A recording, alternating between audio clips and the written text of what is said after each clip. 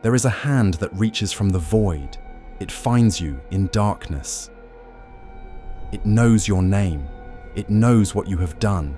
And if someone, somewhere, has spoken the words of the Black Sacrament, if flesh has been flayed and bones arranged, if candles have been lit and blood has been offered, then the hand will close around your throat and pull you into the nothing that waits for all things.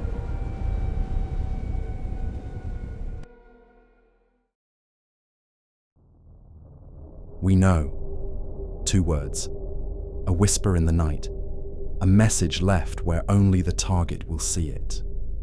The Dark Brotherhood does not threaten. It does not negotiate. It does not fail. From the poorest beggar to the richest emperor, from the weakest farmer to the strongest warrior, no one is beyond their reach. The hand from the void finds everyone eventually. This is not the story of mere assassins. Hired killers exist in every province, in every era. They murder for coin and vanish into crowds. The Dark Brotherhood is something older, something darker.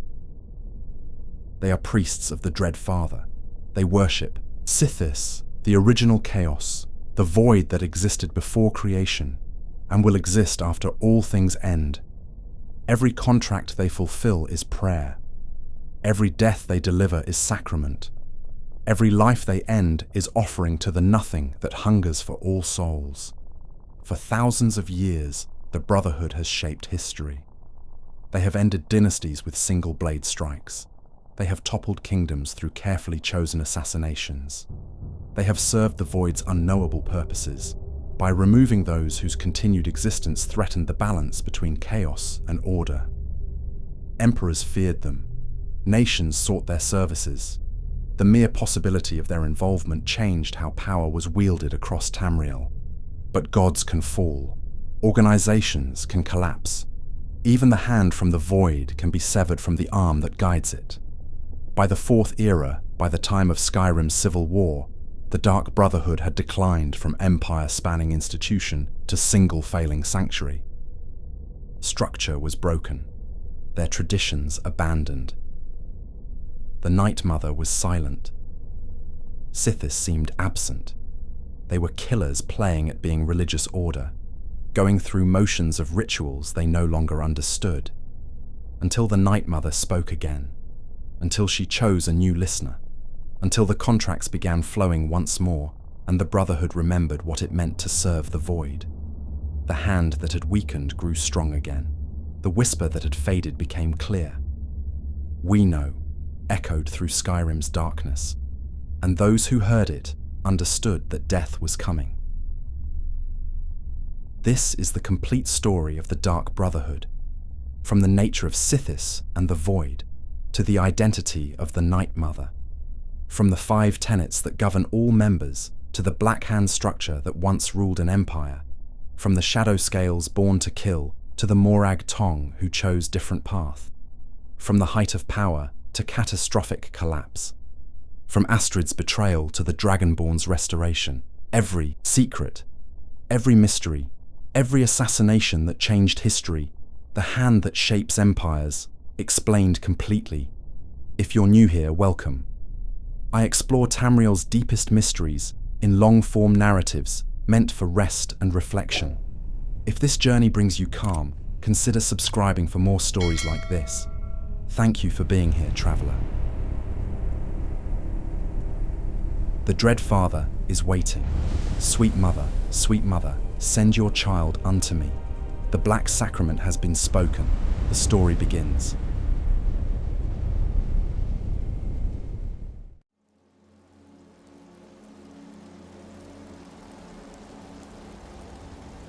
Understanding the Dark Brotherhood requires understanding what they worship.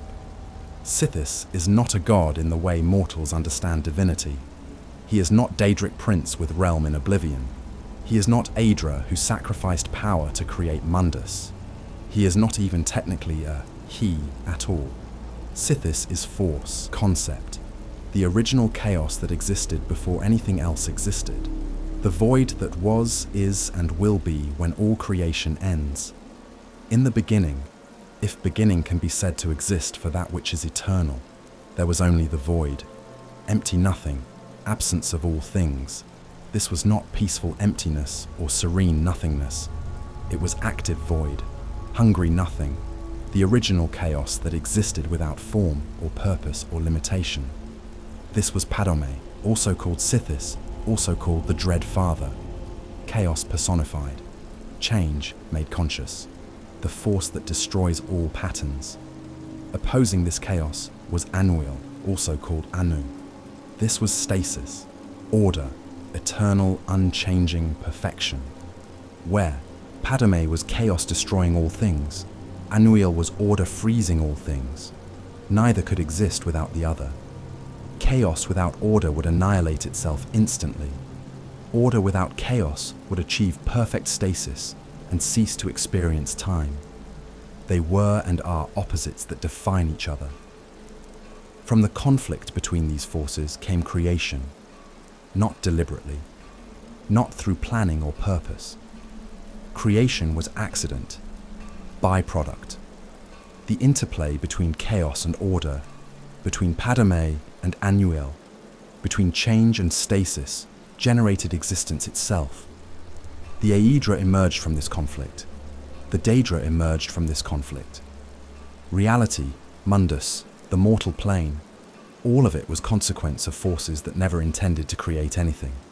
But Sithis remained fundamentally unchanged by creation.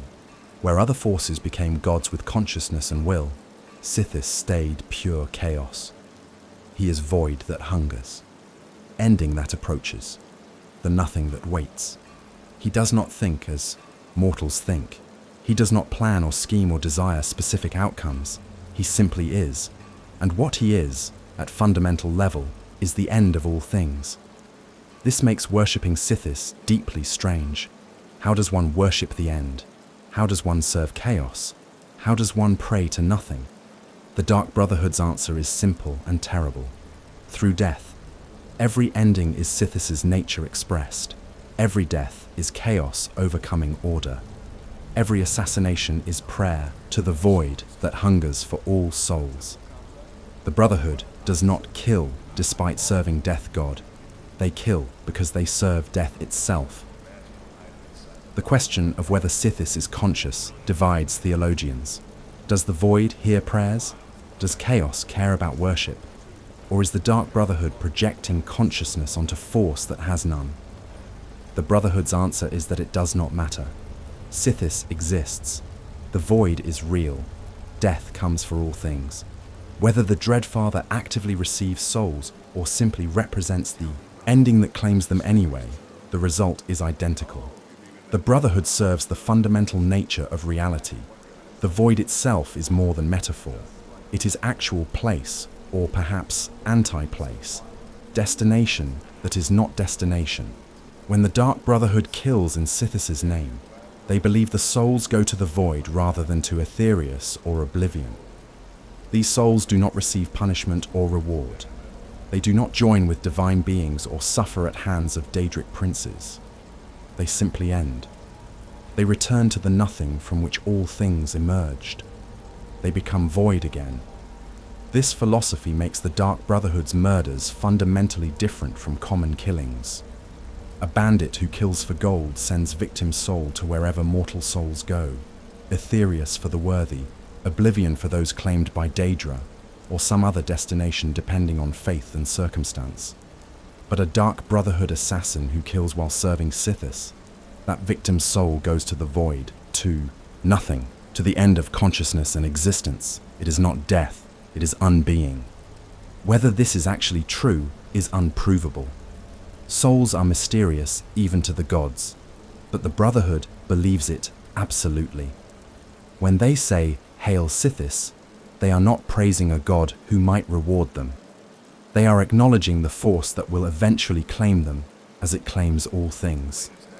They are servants of the end, hastening the void's work, sending souls into the nothing that waits. The relationship between Sithis and Mephala complicates this understanding. Mephala is Daedric prince of lies, secrets, murder, and sex. She is called the web spinner because she weaves plots and schemes that entangle mortals in her plans. She has clear interest in assassination as art form. The Morag Tong, legal assassins in Morrowind, worship her explicitly. Some scholars argue that the Dark Brotherhood also serves Mephala whether they acknowledge it or not. The Brotherhood rejects this completely. They insist Sithis is older and greater than any Daedric prince, that Mephala might claim dominion over murderer's act, but Sithis is death itself. That serving chaos is fundamentally different from serving scheming goddess. The distinction matters theologically. Mephala has personality, desires, plans. Sithis is impersonal force. One serves God who might betray them. The other serves inevitable ending that cannot be anything except what it is.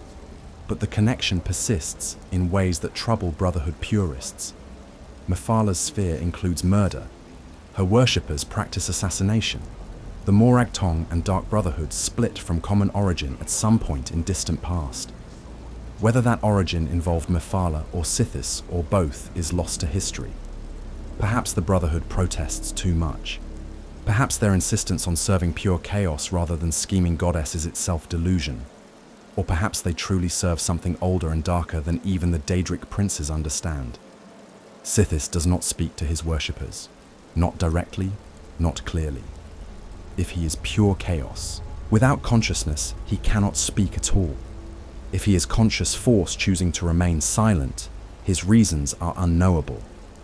The Brotherhood receives no obvious divine guidance the way other religious orders might. Sithis does not appear in visions. He does not send dreams. He does not manifest and provide instructions.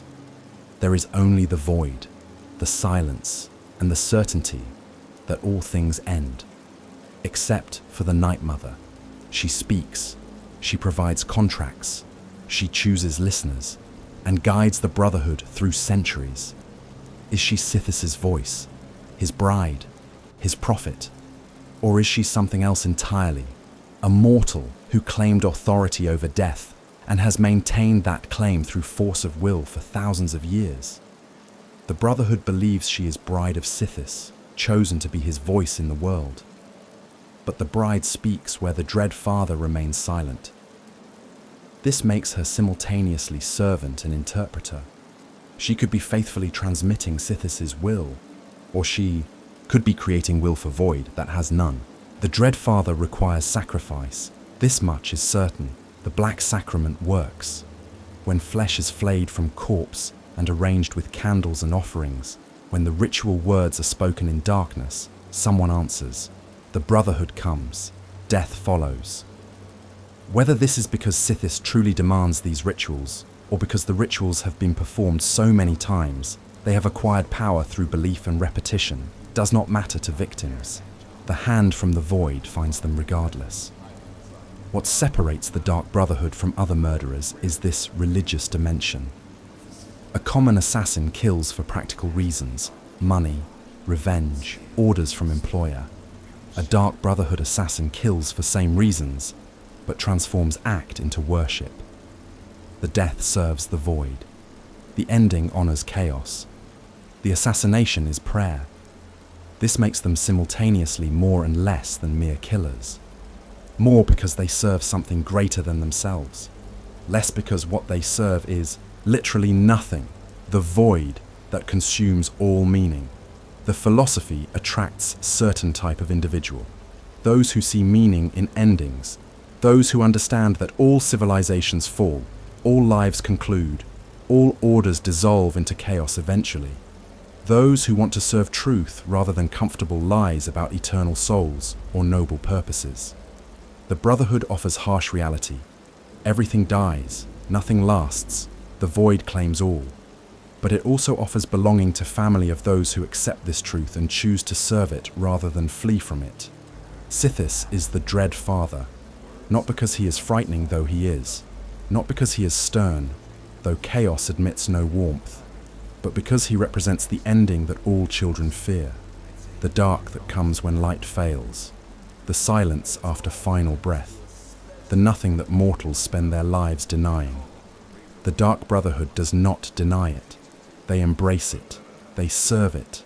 They are the dread father's children, delivering other souls to the void that hungers, knowing that eventually they too will be delivered. The void does not care. The void does not judge. The void simply is. And the hand that reaches from it, wearing the form of assassin in dark armor, is only doing what nature requires. Everything ends. The Dark Brotherhood merely decides when.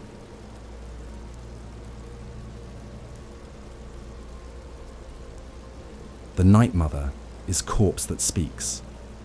She has been dead for thousands of years, yet her body does not decay. She lies in ornate coffin, preserved through means that neither magic nor science fully explain. Her flesh is grey and withered but intact. Her eyes are closed but she sees. Her lips are sealed but she speaks. She is the unholy matron, the bride of Sithis, the voice of the Dread Father. And her story is horror that the Dark Brotherhood worships as sacred truth. Who she was in life is mystery wrapped in conflicting accounts. The most common story places her in Bravil during the early First Era. She was woman. Accounts do not agree on her race, some saying Dunmer, others Imperial, still others claiming Nordic or even Redguard heritage. She had 5 children. She was devoted mother by all accounts, caring for them with love that seemed genuine. Her husband is absent from all stories, either dead or departed. She raised her children alone. What happened next is where devotion became monstrosity.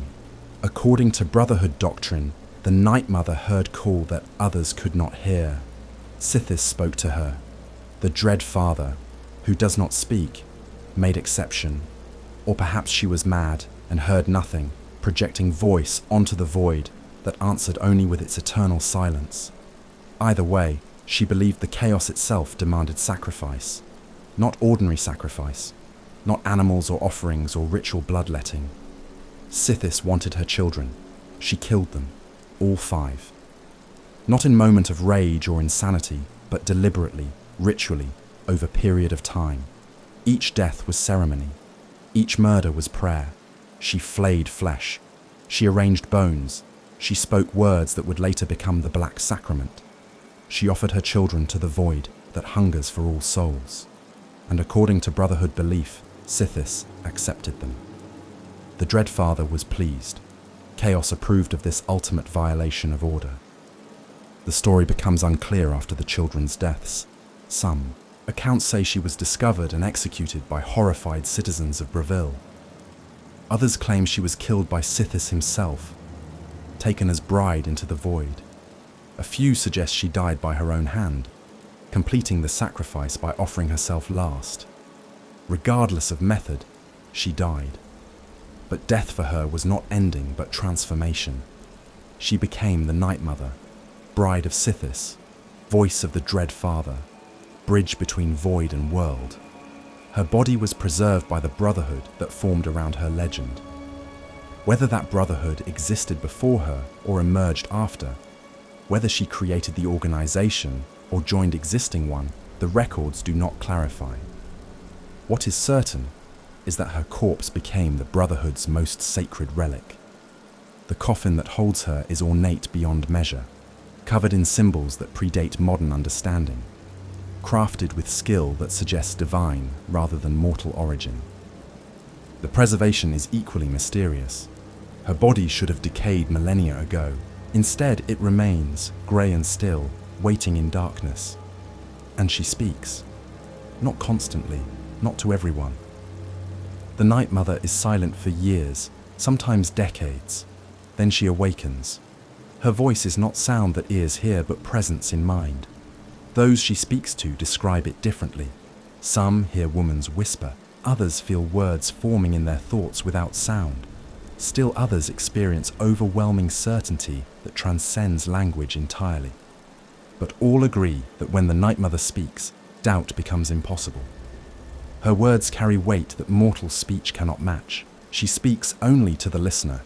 This is the title given to individual chosen to hear her voice. The listener is not leader of the Brotherhood in political sense. They do not manage day-to-day operations or make strategic decisions. Their role is purely religious.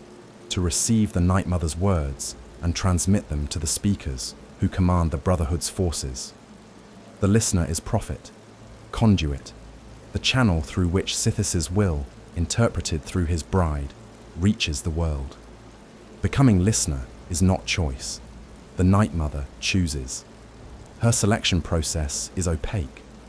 Some listeners are senior members who have served for decades. Others are newcomers, barely initiated. A few are not even Brotherhood members when chosen. The Night Mother's voice reaches them and compels them to seek out the organization. No pattern is apparent. No qualification guarantees selection. The bride chooses according to logic only she understands, if logic guides her at all. Once chosen, the listener's life changes fundamentally. They must remain close to the Night Mother's coffin. They cannot stray far without losing connection. The coffin travels with them, transported by the keeper. Another sacred role, the servant who tends to the unholy matron's physical form. The listener becomes simultaneously most powerful and most constrained member of the Brotherhood. They speak with authority no one else possesses because their words are the Night Mother's words. But they are bound to corpse, tethered to coffin, unable to act without considering proximity to the bride who chose them. The contracts the Night Mother provides are different from ordinary assassinations. When the Black Sacrament is performed correctly, when flesh and bone and candles are arranged properly, when the ritual words are spoken with sufficient desperation, she hears. Somehow, across whatever distance separates mortal world from the void, the unholy matron perceives the prayer.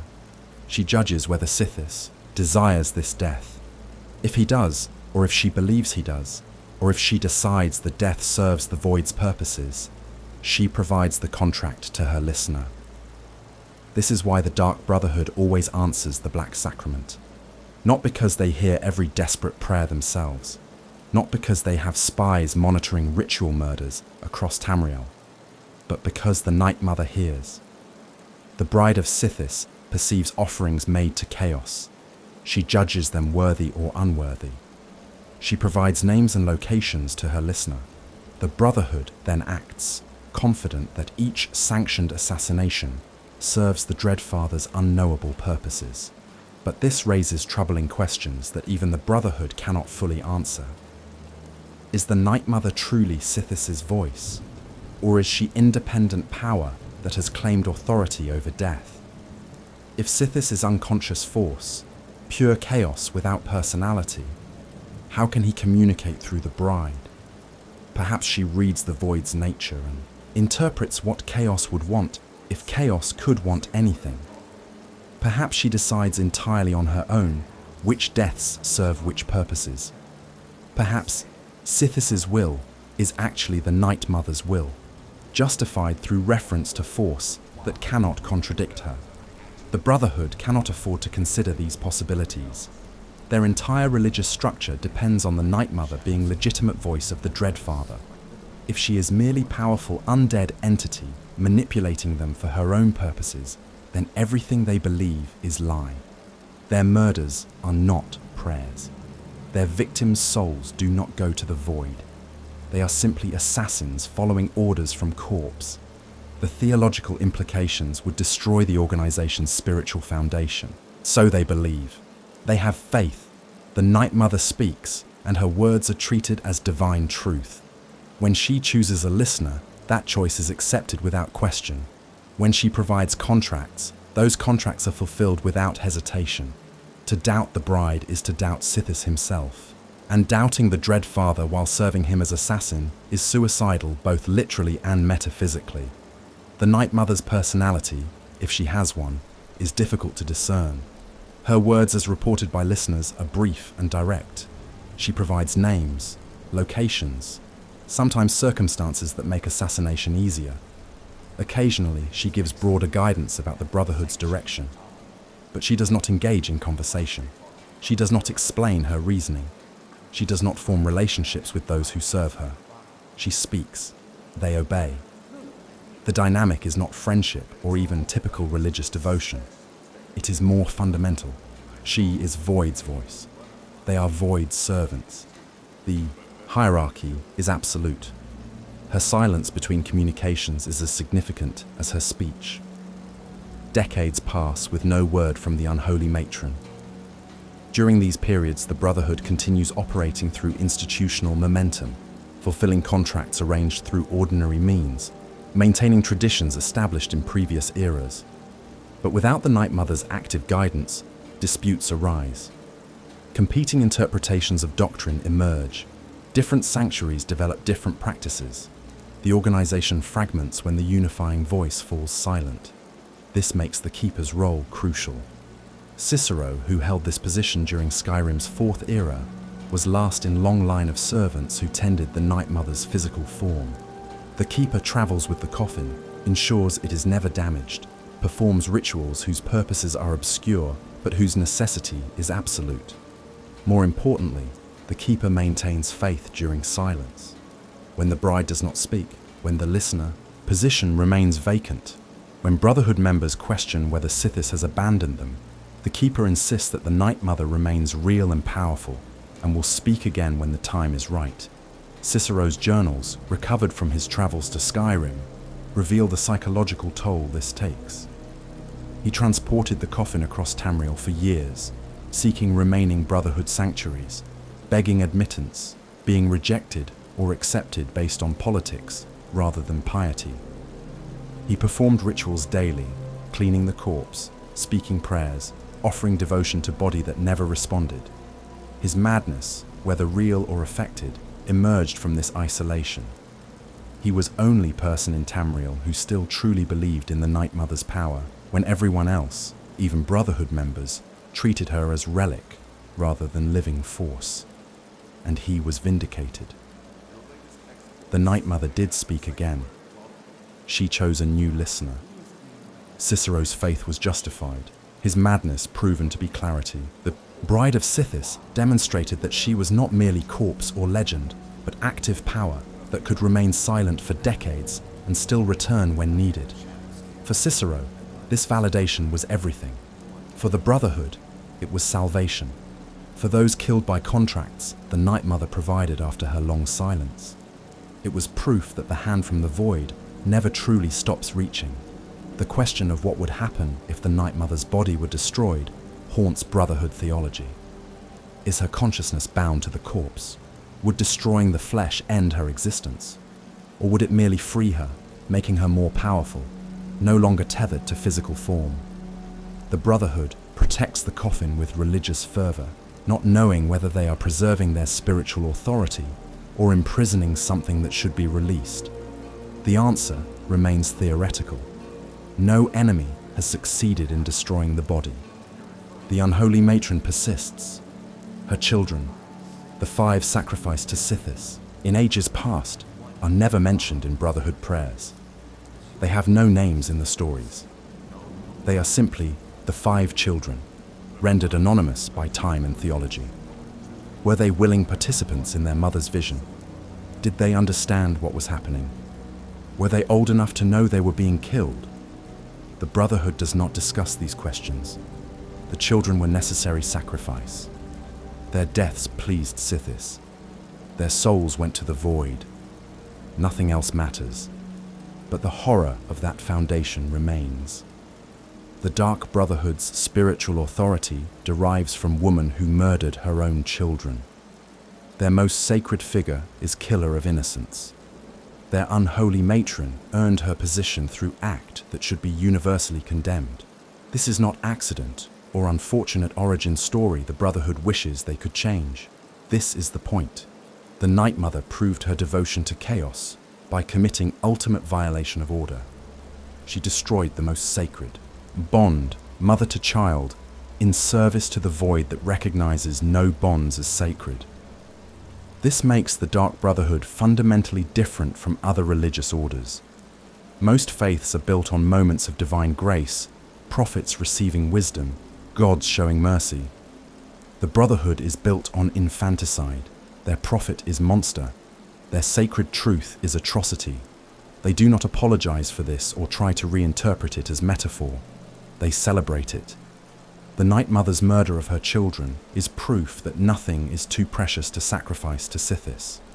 No love is strong enough to resist the void. No bond is sacred enough to preserve against chaos. The Night Mother is corpse that speaks. She has been dead for thousands of years. She will remain dead for thousands more. But death for her is not ending. It is transformation into something stranger and darker than mere mortality could contain. She is the bride of Sithis, voice of the void, mother who killed her children and became mother to all who serve death. Her words guide the Brotherhood. Her silence tests their faith. Her existence proves that endings can be beginnings when offered to the nothing that hungers for all souls. Sweet mother, send your child unto me. For the sins of the unworthy must be baptized in blood and fear.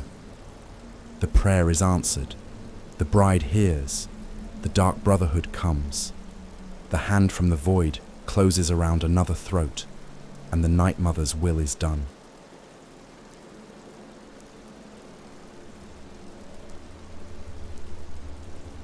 The Dark Brotherhood is not an anarchic collection of killers who murder at will.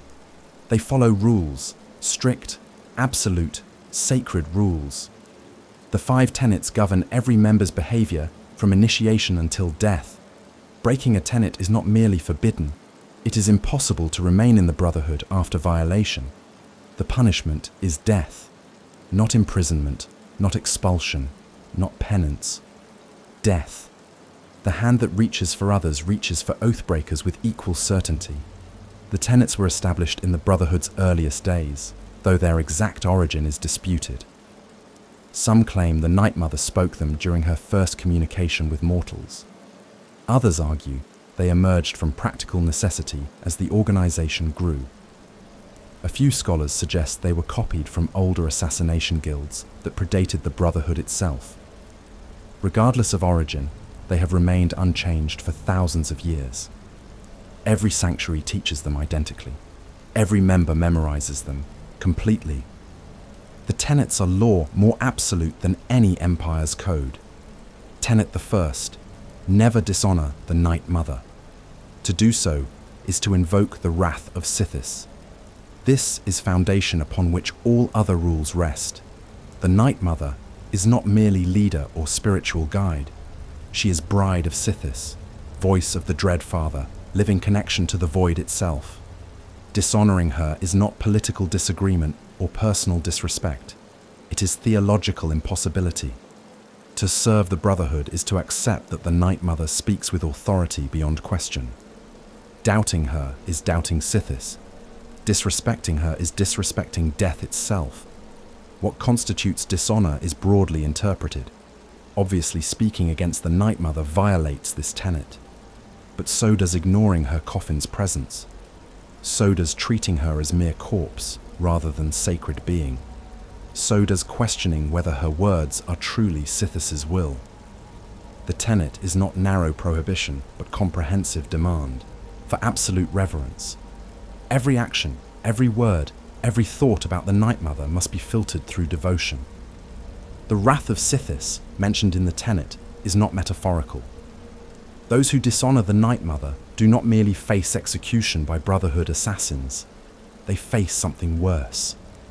According to doctrine, Sithis himself takes interest in those who violate his bride's sanctity. Their deaths are not clean. Their souls do not reach the void peacefully. Instead, they experience the Dread Father's active attention, which is described in terms that suggest torture beyond mortal comprehension. Whether this is literal truth or psychological terror meant to enforce compliance, no one who has experienced the wrath of Sithis has survived to report. Tenet the second: never betray the Dark Brotherhood or its secrets. To do so is to invoke the wrath of Sithis.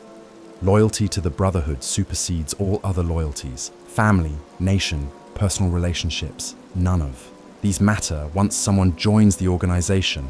The Brotherhood becomes family. Its secrets become sacred, revealing member identities, disclosing sanctuary locations, informing authorities about contracts. Any of these constitutes betrayal. So does working against the Brotherhood's interests, even without directly revealing information. This tenet covers both obvious betrayals and subtle ones.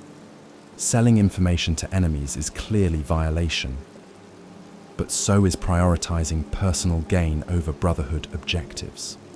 So is forming alliances with forces opposed to the organization. So is even considering whether remaining in the Brotherhood serves one's interests. The tenet demands absolute commitment. There is no partial membership, no testing whether the life suits before full dedication. Once initiated, members belong to the Brotherhood until death releases them. The punishment for betrayal is systematically thorough. The betrayer is hunted by every Brotherhood member simultaneously. There is no sanctuary, no place to hide, no authority that can protect them. Former allies become implacable hunters. The entire organization focuses on single target until that target is eliminated. This is not revenge in emotional sense. It is enforcement of sacred law. Betrayers must die not because the Brotherhood is angry, but because the tenets demand it. Astrid's violation of this tenet during Skyrim's Fourth Era is central to understanding why her betrayal was unforgivable. She contacted the Penitus Oculatus, the Empire's secret police, and provided information about her own sanctuary. Her motivations were complex. Jealousy that the Night Mother chose the Dragonborn as listener rather than her, desire to regain control of organization she saw as hers, possibly genuine belief that sacrificing the family would somehow save it. None of these reasons mattered. She broke the second tenet. The wrath of Sithis was inevitable. Tenet the third. Never disobey or refuse to carry out an order from a Dark Brotherhood superior. To do so is to invoke the wrath of Sithis. The Brotherhood maintains strict hierarchy. The listener stands above all, speaking with the Night Mother's authority. Below the listener are speakers, commanding regional cells. Below speakers are various ranks, depending on era and location. Regardless of structure's specifics, orders flow downward and must be obeyed absolutely. Questioning orders is acceptable. Understanding context helps assassins perform better, but refusing them is unthinkable. This tenet created the mechanism for the Brotherhood's near destruction during the Oblivion Crisis. Mathieu Bellamont, seeking revenge for his mother's execution by the Brotherhood decades earlier, posed as representative of the Night Mother and issued false purification order. Lucien Lachance, a speaker, received orders, supposedly from the listener, to eliminate his own family members who were supposedly traitors. He obeyed because the third tenet demanded obedience.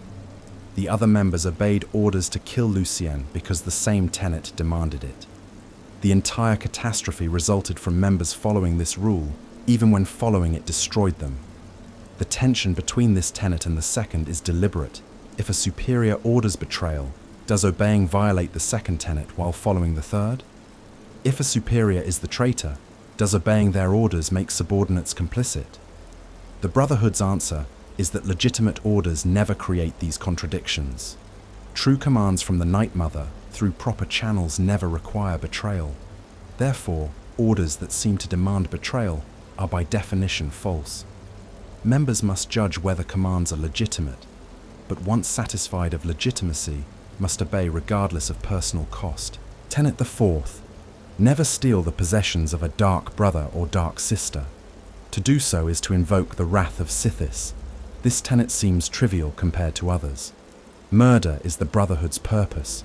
Betrayal threatens the organization. But theft. Among assassins who kill for living, why does stealing matter? The answer lies in what the Brotherhood is beyond assassination guild. They are family. The tenets use familial language deliberately. Brothers, sisters. Members trust each other with their lives constantly. Missions require coordination. Operations depend on each member fulfilling their role. This trust is only possible if everyone knows their possessions are safe. The tenet covers not just physical theft, but any form of taking what belongs to another member. Stealing credit for kills. Claiming payment meant for someone else. Using another's tools or resources without permission. Even spreading rumors that damage a member's reputation counts as stealing their honor. The prohibition is comprehensive because the trust must be absolute. Violation of this tenet is rare compared to others. Most Brotherhood members are wealthy by common standards. Assassination pays well. They have no need to steal from each other. But more importantly, they understand that theft breaks the foundation of family. The Brotherhood takes outcasts, criminals, those rejected by normal society. It offers belonging to those who have none. Stealing from family members betrays that belonging and destroys the only home many members have known. Tenet the fifth. Never kill a dark brother or dark sister. To do so is to invoke the wrath of Sithis. The final tenet is most absolute. Members kill for living. They murder strangers without hesitation, but they cannot kill each other. Not in duel, not in accident, not in self-defense. The life of a Brotherhood member is sacrosanct to all other Brotherhood members. This is not because individual members are valuable. Assassins are replaceable. It is because killing family is unforgivable.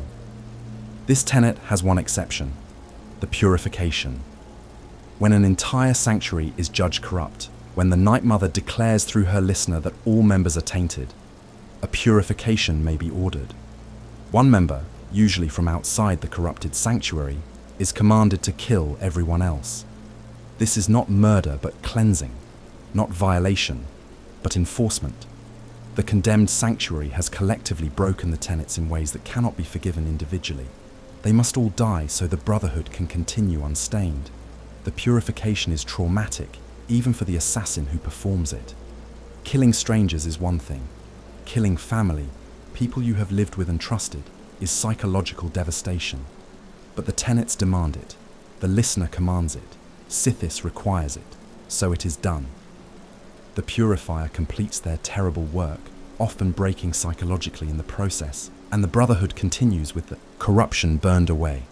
The false purification during the Oblivion Crisis demonstrates how this tenet can be weaponized. Mathieu Bellamont used the purification mechanism to destroy the Brotherhood from within. He gave orders that seemed legitimate, invoking Tenet the Third to force obedience, while technically not breaking Tenet the Fifth because purifications are the exception. Members killed each other, believing they were following sacred law. By the time the deception was discovered, most of the Brotherhood's leadership was dead. The Five Tenets have remained unchanged because they work. They maintain discipline in organization composed of natural killers. They enforce loyalty among those who betray others professionally. They create family from individuals who often lack capacity for normal relationships.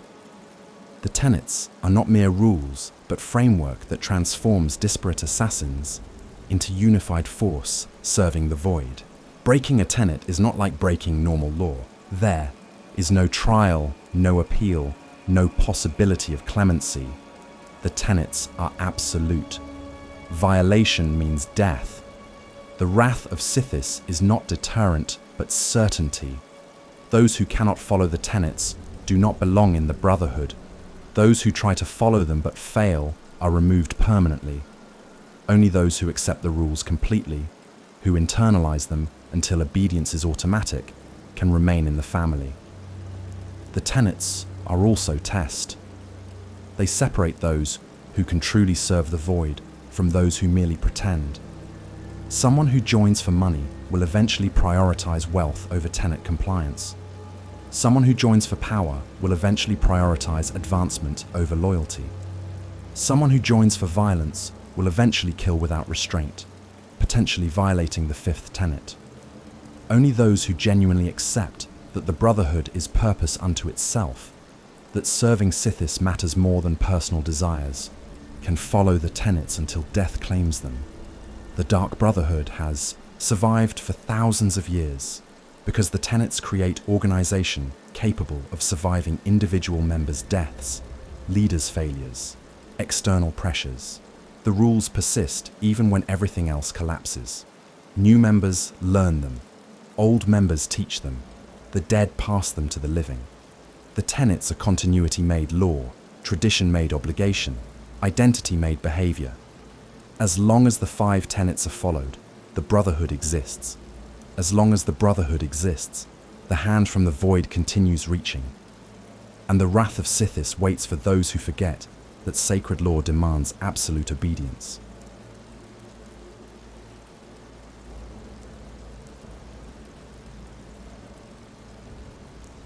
The Black Hand was the Dark Brotherhood at the height of its power. An organizational structure so elegant, so perfectly designed for its purpose, that it ruled assassination across all of Tamriel for centuries. It was not merely hierarchy, but masterpiece of operational security, religious devotion, and practical efficiency combined. When the Black Hand functioned properly, emperors feared to sleep at night, and kings paid tribute to avoid its attention. Its destruction marked the beginning of the Brotherhood's catastrophic decline. The structure was deceptively simple. At the apex stood the listener, chosen by the Night Mother to receive her contracts and transmit them to the organization. Below the listener were 4 speakers, each commanding a separate cell of assassins. Below each speaker were multiple silencers, elite assassins who answered only to their speaker. And below the silencers were the regular Brotherhood members, scattered across Tamriel in various sanctuaries. Though hierarchy formed a hand, the listener as the palm from which all direction flowed, the 4 speakers as fingers extending authority into the world. But the genius was not in the structure itself, but in the anonymity it maintained. Most Brotherhood members never met the listener. They did not know the listener's identity or location. They received orders through their speaker, but many never learned which of the 4 speakers commanded them. The speakers themselves operated under code names and false identities. Only the silencers knew their speaker's true face, and even they knew nothing of the other speakers or the listener. The Black Hand was organization where the right hand literally did not know what the left hand was doing. This compartmentalization made the Brotherhood nearly invulnerable to infiltration. Capturing a regular member revealed nothing about the organization's leadership. Torturing them yielded no useful information because they possessed none. They knew their immediate sanctuary, their local contacts, perhaps their speaker's code name. But destroying one sanctuary did not compromise others. Eliminating one speaker did not reveal the other 3. The Brotherhood could lose entire branches without the overall structure collapsing because the branches did not know the tree's full shape. Communication flowed through dead drops and coded messages. A listener might place a contract in a hollow tree, marked with symbols only their speakers recognized. The speaker would retrieve it, decode the instructions, and pass them through similar methods to their silencers. The silencers would brief their subordinates without revealing the contract's origin. A assassination ordered by the Night Mother herself might be executed by a member who believed it was ordinary contract arranged through normal channels. The chain of command was invisible even to those within it. The speakers were the Brotherhood's true power. Each commanded their cell independently, making tactical decisions, managing operations, recruiting new members, eliminating threats. They met rarely and never all at once. Gathering the entire Black Hand in one location would be unacceptable security risk. Instead, they coordinated through the listener, each receiving their share of contracts, each maintaining their territory, each knowing they were part of larger structure without seeing its entirety. During the Third Era, when the Brotherhood was strongest, Lucian Lachance served as speaker for the Cheydinhal Sanctuary in Cyrodiil. His cell exemplified the Black Hand at its best. Vicente Valtieri, an ancient vampire, provided centuries of experience and magical expertise. Ochiva, an Argonian trained as Shadowscale, brought discipline and honor to profession of murder. Gogrun Grobolmog combined Orcish strength with surprising subtlety. Teliendril excelled at infiltration. Murajdar specialized in stealth. Antoinetta Marie perfected the art of killing targets who believed themselves safe. Together, they formed family of killers who trusted each other absolutely while maintaining plausible deniability about their exact activities. Lucien managed his cell with mixture of professionalism and genuine care. He understood that assassins, despite their profession, needed stability. They needed home base. They needed family, even if that family murdered for living. The Cheydinhal Sanctuary provided this. Members could return from contracts knowing they would be welcomed, their achievements recognized, their failures analyzed for improvement rather than punished harshly. Lucien embodied the Brotherhood's ideal, ruthless in executing orders, compassionate in leading subordinates, devoted to both Sithis and the family that served him. The contracts the Black Hand accepted came from multiple sources. The Night Mother provided some through the Listener. Others came through traditional channels, wealthy clients who knew how to contact the Brotherhood, political figures who needed enemies removed, criminals who required services beyond conventional murder for hire. The speakers evaluated each contract based on payment, difficulty, and whether fulfilling it served Sithis's purposes. Not every request was accepted. The Brotherhood was selective, maintaining reputation by refusing contracts that seemed dishonorable or impossible. Payment was substantial. Assassination is expensive service, and the Brotherhood charged accordingly. But money was not the organization's primary motivation. They served Sithis. Each contract fulfilled was prayer. Each life taken was offering to the void. The gold was practical necessity. Sanctuaries required maintenance. Members needed equipment. Operations had costs. But the true reward was spiritual. Every successful assassination proved that the Brotherhood remained worthy of the Dread Father's attention. The training provided to new initiates was comprehensive. Stealth, obviously, learning to move unseen, to blend into crowds, to approach targets without warning. Combat, certainly. Not all assassinations could be subtle, and sometimes direct confrontation was unavoidable. Poison crafting, lockpicking, social manipulation, disguise, every skill that might assist in murder was taught. But beyond practical abilities, initiates learned philosophy. They studied the nature of Sithis. They memorized the Five Tenets. They absorbed the Brotherhood's history and traditions. An assassin was not merely killer, but priest. Their profession required spiritual understanding as much as physical capability. The Black Hand's reach extended across provincial boundaries. A sanctuary in Cyrodiil might fulfill contract in Skyrim. A speaker in Black Marsh might coordinate assassination in High Rock. The organization was truly imperial in scope, existing above and beyond normal political divisions. This made them valuable to various powers. A kingdom that controlled the Brotherhood could eliminate enemies in neighboring territories without formal declaration of war. But it also made them threatening. An organization loyal only to itself, capable of killing anyone anywhere, represented power that no single authority could fully control. This is what made the Brotherhood's near destruction during the late Third Era so catastrophic. The Black Hand was not merely damaged, but deliberately dismantled through exploitation of the very tenets meant to protect it. Mathieu Bellamont had been planning revenge since childhood. His mother was Sithis's wife before the Night Mother, or so claimed the Bellamont family. When the Brotherhood executed her for heresy, they made enemy of son who would spend decades preparing their destruction. Mathieu's approach was surgical.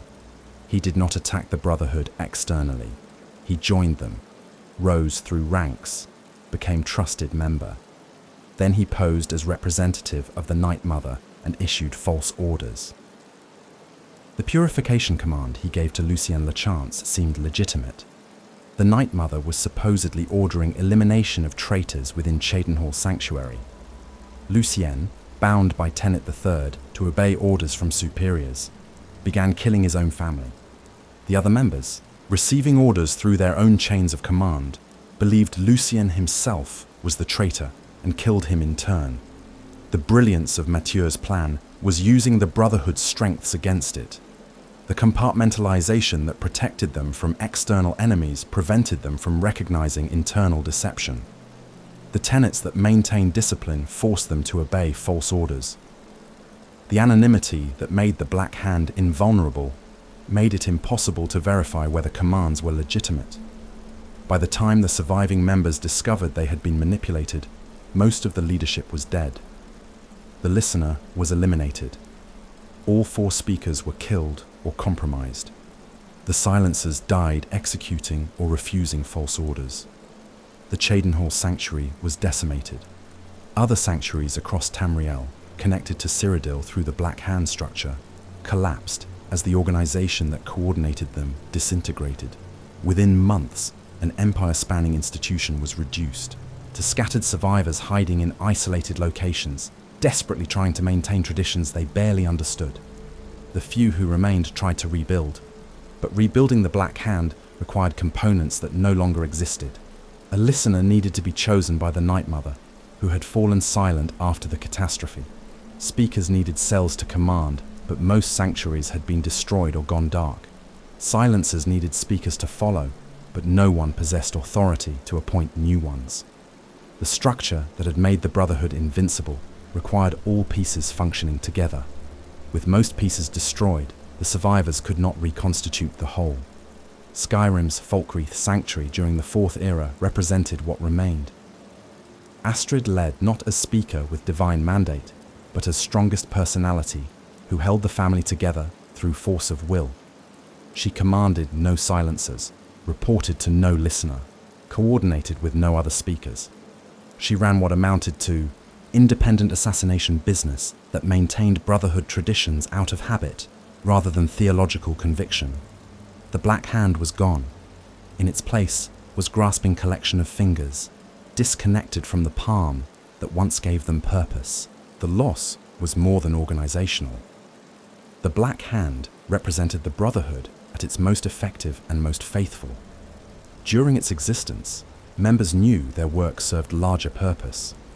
Each contract might seem isolated, but it was actually part of pattern only the listener perceived. The Night Mother spoke, the listener coordinated, the speakers commanded, the silencers executed, and through this hierarchy, Sithis' will was supposedly enacted across all Tamriel. With the structure destroyed, assassinations became merely business transactions rather than religious sacraments. Some members argued the Black Hand was too rigid, too formal, too disconnected from the brutal reality of assassination. Astrid held this view. She believed the Brotherhood needed to adapt, to abandon outdated structures, to function as practical organization rather than religious institution. Her leadership of the Falkreath Sanctuary reflected this philosophy. No mysterious hierarchies, no cryptic communications. Just assassins taking contracts and splitting payment. Simple, efficient, secular. But this approach lost what made the Brotherhood more than common killers. Without the Black Hand structure, members were just murderers for hire. Without the listener's guidance, contracts were just business rather than divine calling. Without the speaker's coordinating efforts, the Brotherhood was a collection of individuals rather than unified force. What Astrid gained in simplicity, she lost in power and purpose. The Dark Brotherhood survived, but only as shadow of its former self. The Black Hand could not be restored through simple reorganization. Its power derived from the Night Mother's active participation. Without her speaking regularly, without her choosing a listener, without contracts flowing from divine source, rebuilding the structure would be meaningless. The hierarchy existed to channel the Night Mother's will. If she remained silent, the channels had nothing to carry. The Brotherhood could create the form of the Black Hand, but without the substance, the actual connection to Sithis through his bride, it would be empty ritual. This is why the Night Mother's awakening during Skyrim's crisis was so significant. She had been silent for decades. The Black Hand had collapsed. The Brotherhood had declined to single failing sanctuary. Then she spoke. She chose a listener. She provided contracts directly from the void. Suddenly rebuilding was possible. Not immediately, not easily, but possible. The palm could extend fingers again. The structure could be reconstituted. The Brotherhood could return to being more than scattered assassins playing at tradition they no longer understood. The Black Hand represented the Dark Brotherhood's perfect form. 5 individuals, 1 listener and 4 speakers, coordinating hundreds of assassins across entire continent. Authority flowing from the void through the Night Mother to the listener, to the speakers, to the members. Every death serving purpose, every contract advancing unknowable plan. The organization was weapon wielded by chaos itself, striking at order wherever chaos required. Its destruction was catastrophe. Its potential restoration is why the Brotherhood still matters, why the hand from the void might grip with strength it lost decades ago, why Sithis' servants could once again shape empires through carefully chosen deaths.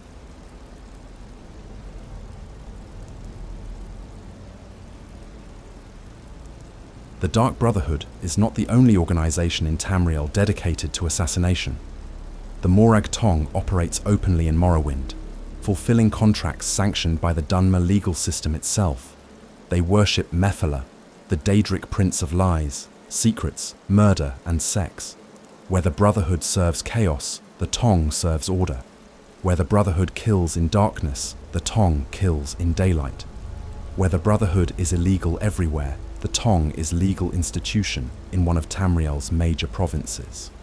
The relationship between these organizations, whether they split from common origin or developed independently, reveals much about assassination's role in Tamrielic civilization. The Morag Tong is ancient. Their history extends back to Morrowind's earliest days, when the Chimera had not yet become the Dunmer, when Dwemer still occupied their underground cities, when Morrowind's culture was forming its fundamental character. The Tong served the tribunal temple initially, then, later, the various great houses that ruled Dunmer society. They are not criminals operating in shadows, but acknowledged institution performing necessary function. In Morrowind, assassination is not crime, but political tool, and the Morag Tong is the tool's legitimate expression. The legal framework is straightforward. A great house seeking to eliminate rival purchases, writ of execution from the Morag Tong. The writ names the target and authorizes the kill. The Tong assassin carries this writ and presents it to authorities after completing the contract. Provided the writ is legitimate and the correct target was eliminated, the assassin faces no legal consequences. They walk free, having committed legal murder. The system channels assassination into controlled institution rather than allowing it to proliferate chaotically. This makes the Morag Tong fundamentally different from the Dark Brotherhood, despite superficial similarities. The Tong serves political order. They reduce bloodshed by making assassination formal process rather than uncontrolled violence. A great house that could hire common thugs to murder rivals instead purchases writ and employs professional who will complete job without unnecessary casualties. The Tong assassin kills only the target, following strict professional code. Collateral damage is minimized. The killing serves political purpose rather than personal revenge or religious fervor. Mephala's worship underlies the Tong's existence. The web spinner is Daedric Prince, whose sphere includes murder as one aspect among others. She is not death itself, but the intrigue that leads to death, the lies that justify killing, the secrets that make assassination necessary. Where Sithis represents ending as fundamental force, Mephala represents the social and political machinations that produce specific endings. She is goddess of the complex, while the Dread Father is the simple, everything ends. But Mephala determines how and when and through whose hands. The Morag Tong's worship of Mephala is open. They maintain shrines in their strongholds. They perform rituals in her honor. They acknowledge that their profession serves the web spinner's interests. Murder conducted through lies and secrets is her domain exactly. But their devotion is practical rather than mystical. They do not claim Mephala speaks to them or provides contracts directly. They worship her as patron deity of their profession, not as active director of their operations. The relationship is more like guild patron saint than the Dark Brotherhood's direct service to Sithis through the Night Mother. The question of which organization came first has no definitive answer. Some scholars argue the Morag Tong is older, formed during Morrowind's early history, and later corrupted or split to create the Dark Brotherhood. Others claim the Brotherhood is older, serving Sithis since time immemorial, with the Tong representing later attempt to legitimize assassination through legal framework and political justification. A third theory suggests both emerged independently from even older tradition of religious assassination that predated either organization's formal establishment. Evidence exists for all interpretations. The Morag Tong's deep integration into Dunmer culture suggests centuries of establishment. But the Dark Brotherhood's worship of forces that supposedly predate creation itself suggests claim to more ancient origin. Perhaps the truth is that both evolved from primitive religious practices involving ritual murder, with the Tong developing in one direction, legal, political, orderly, while the Brotherhood developed in another, illegal, religious, chaotic. The rivalry between the organizations is real, but not constant warfare. The Morag Tong operates primarily in Morrowind, where they are legal and protected. The Dark Brotherhood operates everywhere else, where assassination is illegal regardless. In Morrowind itself, the Brotherhood has minimal presence. Attempting to establish sanctuary, there would invite Tong elimination with full legal sanction. Elsewhere in Tamriel, the Tong has limited reach because their writs have no legal standing outside their homeland.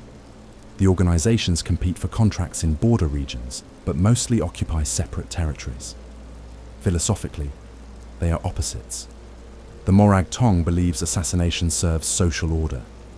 They kill to prevent greater bloodshed, to channel political conflict into controlled violence, to maintain stability through eliminating destabilizing elements. Their murders are surgical strikes that preserve peace. From their perspective, they are public servants performing unpleasant but necessary function. Society needs them precisely because they kill legally rather than chaotically. The Dark Brotherhood believes assassination serves cosmic chaos. They kill because death is Sithis' nature, because the void hungers, because order must be disrupted. Their murders are prayers to forces that predate and supersede mortal politics.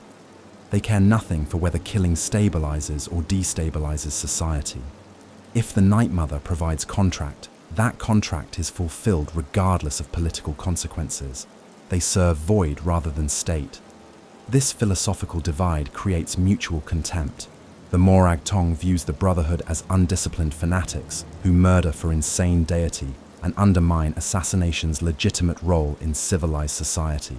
The Dark Brotherhood views the Tong as sellouts who have corrupted sacred act of ending into political tool, who serve mortal laws rather than eternal chaos, who worship prince rather than primordial force.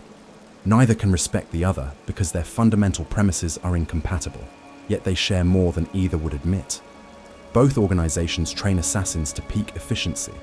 Both maintain strict codes of conduct. Both create family among killers who would otherwise be isolated by their profession. Both provide purpose to those who excel at ending life. Both transform murder from crime into calling. The methods differ, the justifications differ, but the actual work, approaching target unseen, delivering death efficiently, disappearing before consequences arrive, is identical, regardless of whether the assassin serves Mephala or Sithis. The Morag Tong's integration into Dunmer society reveals something interesting about cultural values. Morrowind does not pretend assassination does not occur. They acknowledge it openly and regulate it through legal framework. This honesty contrasts with rest of Tamriel, where assassination is universally illegal but occurs constantly anyway. By making it legal, Morrowind removes assassination from criminal economy and places it under institutional control. Whether this is more civilized or more cynical depends on perspective. The Tong's members are respected in Morrowind. They are not outlaws or pariahs, but professionals performing sanctioned service. Children might aspire to join them the way children elsewhere aspire to become knights or mages. A Morag Tong assassin can walk through Mournhold streets openly, acknowledged as member of legitimate organization. This normalization of assassination is alien to cultures where even discussing murder for hire is illegal. But in Morrowind's context, where great houses constantly scheme against each other and political violence is endemic, legalizing assassination makes practical sense. The Dark Brotherhood cannot achieve this legitimacy anywhere. Their entire existence is illegal. They are hunted by authorities across Tamriel. Their sanctuaries are hidden because discovery means siege and destruction. Their members cannot reveal affiliation without risking arrest or assassination by rivals. Where Morag Tong assassins are integrated into society, Brotherhood, assassins are forever outside it. This difference shapes their cultures. The Tong is professional organization with political awareness. The Brotherhood is religious order with apocalyptic worldview. Some individuals have belonged to both organizations at different times. The transition is possible, but difficult. A Morag Tong assassin who joins the Brotherhood must abandon legal protections and political justifications. They must accept that their work serves Sithis rather than social order, that their kills are prayers rather than public service. The theological shift is harder than the practical adjustment. Conversely, a Brotherhood member who joins the Tong must abandon mystical devotion and accept that assassination is merely a tool of politics. For true believers in Sithis, this is impossible. For pragmatists who join the Brotherhood for practical reasons, the Tong might be an appealing alternative. The two organizations represent different answers to the same question. What justifies killing? The Morag Tong answers that social necessity justifies it. Killing one prevents killing many. Targeted assassination prevents general warfare. Legal murder prevents illegal chaos. The Dark Brotherhood answers that cosmic nature justifies it. Death is fundamental reality. Sithis demands offerings. Ending serves void regardless of social consequences. One seeks to minimize killing through control. The other seeks to sanctify killing through worship. Neither answer is wholly satisfying. The Morag Tong's legal assassination is still assassination. Writs of execution do not change the reality that they kill for money at others' request. The legal framework might be sophisticated rationalization for murder. The Dark Brotherhood's religious assassination is still assassination. Prayers to Sithis do not change the reality that they kill for money at others' request. The religious framework might be sophisticated rationalization for murder. Both organizations dress killing in justifications, one political, one theological, but the corpses are equally dead regardless. Mephala relationship to both organizations suggests she might find the rivalry amusing. The web spinner delights in deception and irony. Having two assassination guilds that despise each other while doing essentially identical work, one openly under her worship and one claiming to serve older power, fits her nature perfectly. Perhaps the Dark Brotherhood does serve Sithis exclusively as they claim, or perhaps Mephala weaves them both into her web, letting them believe they are separate while actually serving her interests. The Brotherhood's emphatic rejection of Mephala might itself be her deception. The truth is unknowable, which is exactly what Goddess of Secrets would prefer. The Morag Tong continues operating in Morrowind, as it has for centuries. The Dark Brotherhood continues operating across Tamriel, as it has for millennia. Both organizations endure despite wars, political upheavals, attempts at suppression. Both prove that assassination serves permanent need in Tamrielic society. Whether that need is political tool or religious calling, whether it should be legal or illegal, whether it serves Mephala or Sithis or purely mercenary interests, these questions remain debated. But the need itself persists. People want others dead. Organizations exist to fulfill that want. The Morag Tong and Dark Brotherhood are two expressions of this grim truth. Different in philosophy but identical in outcome. The targets die. The assassins continue. The cycle endures.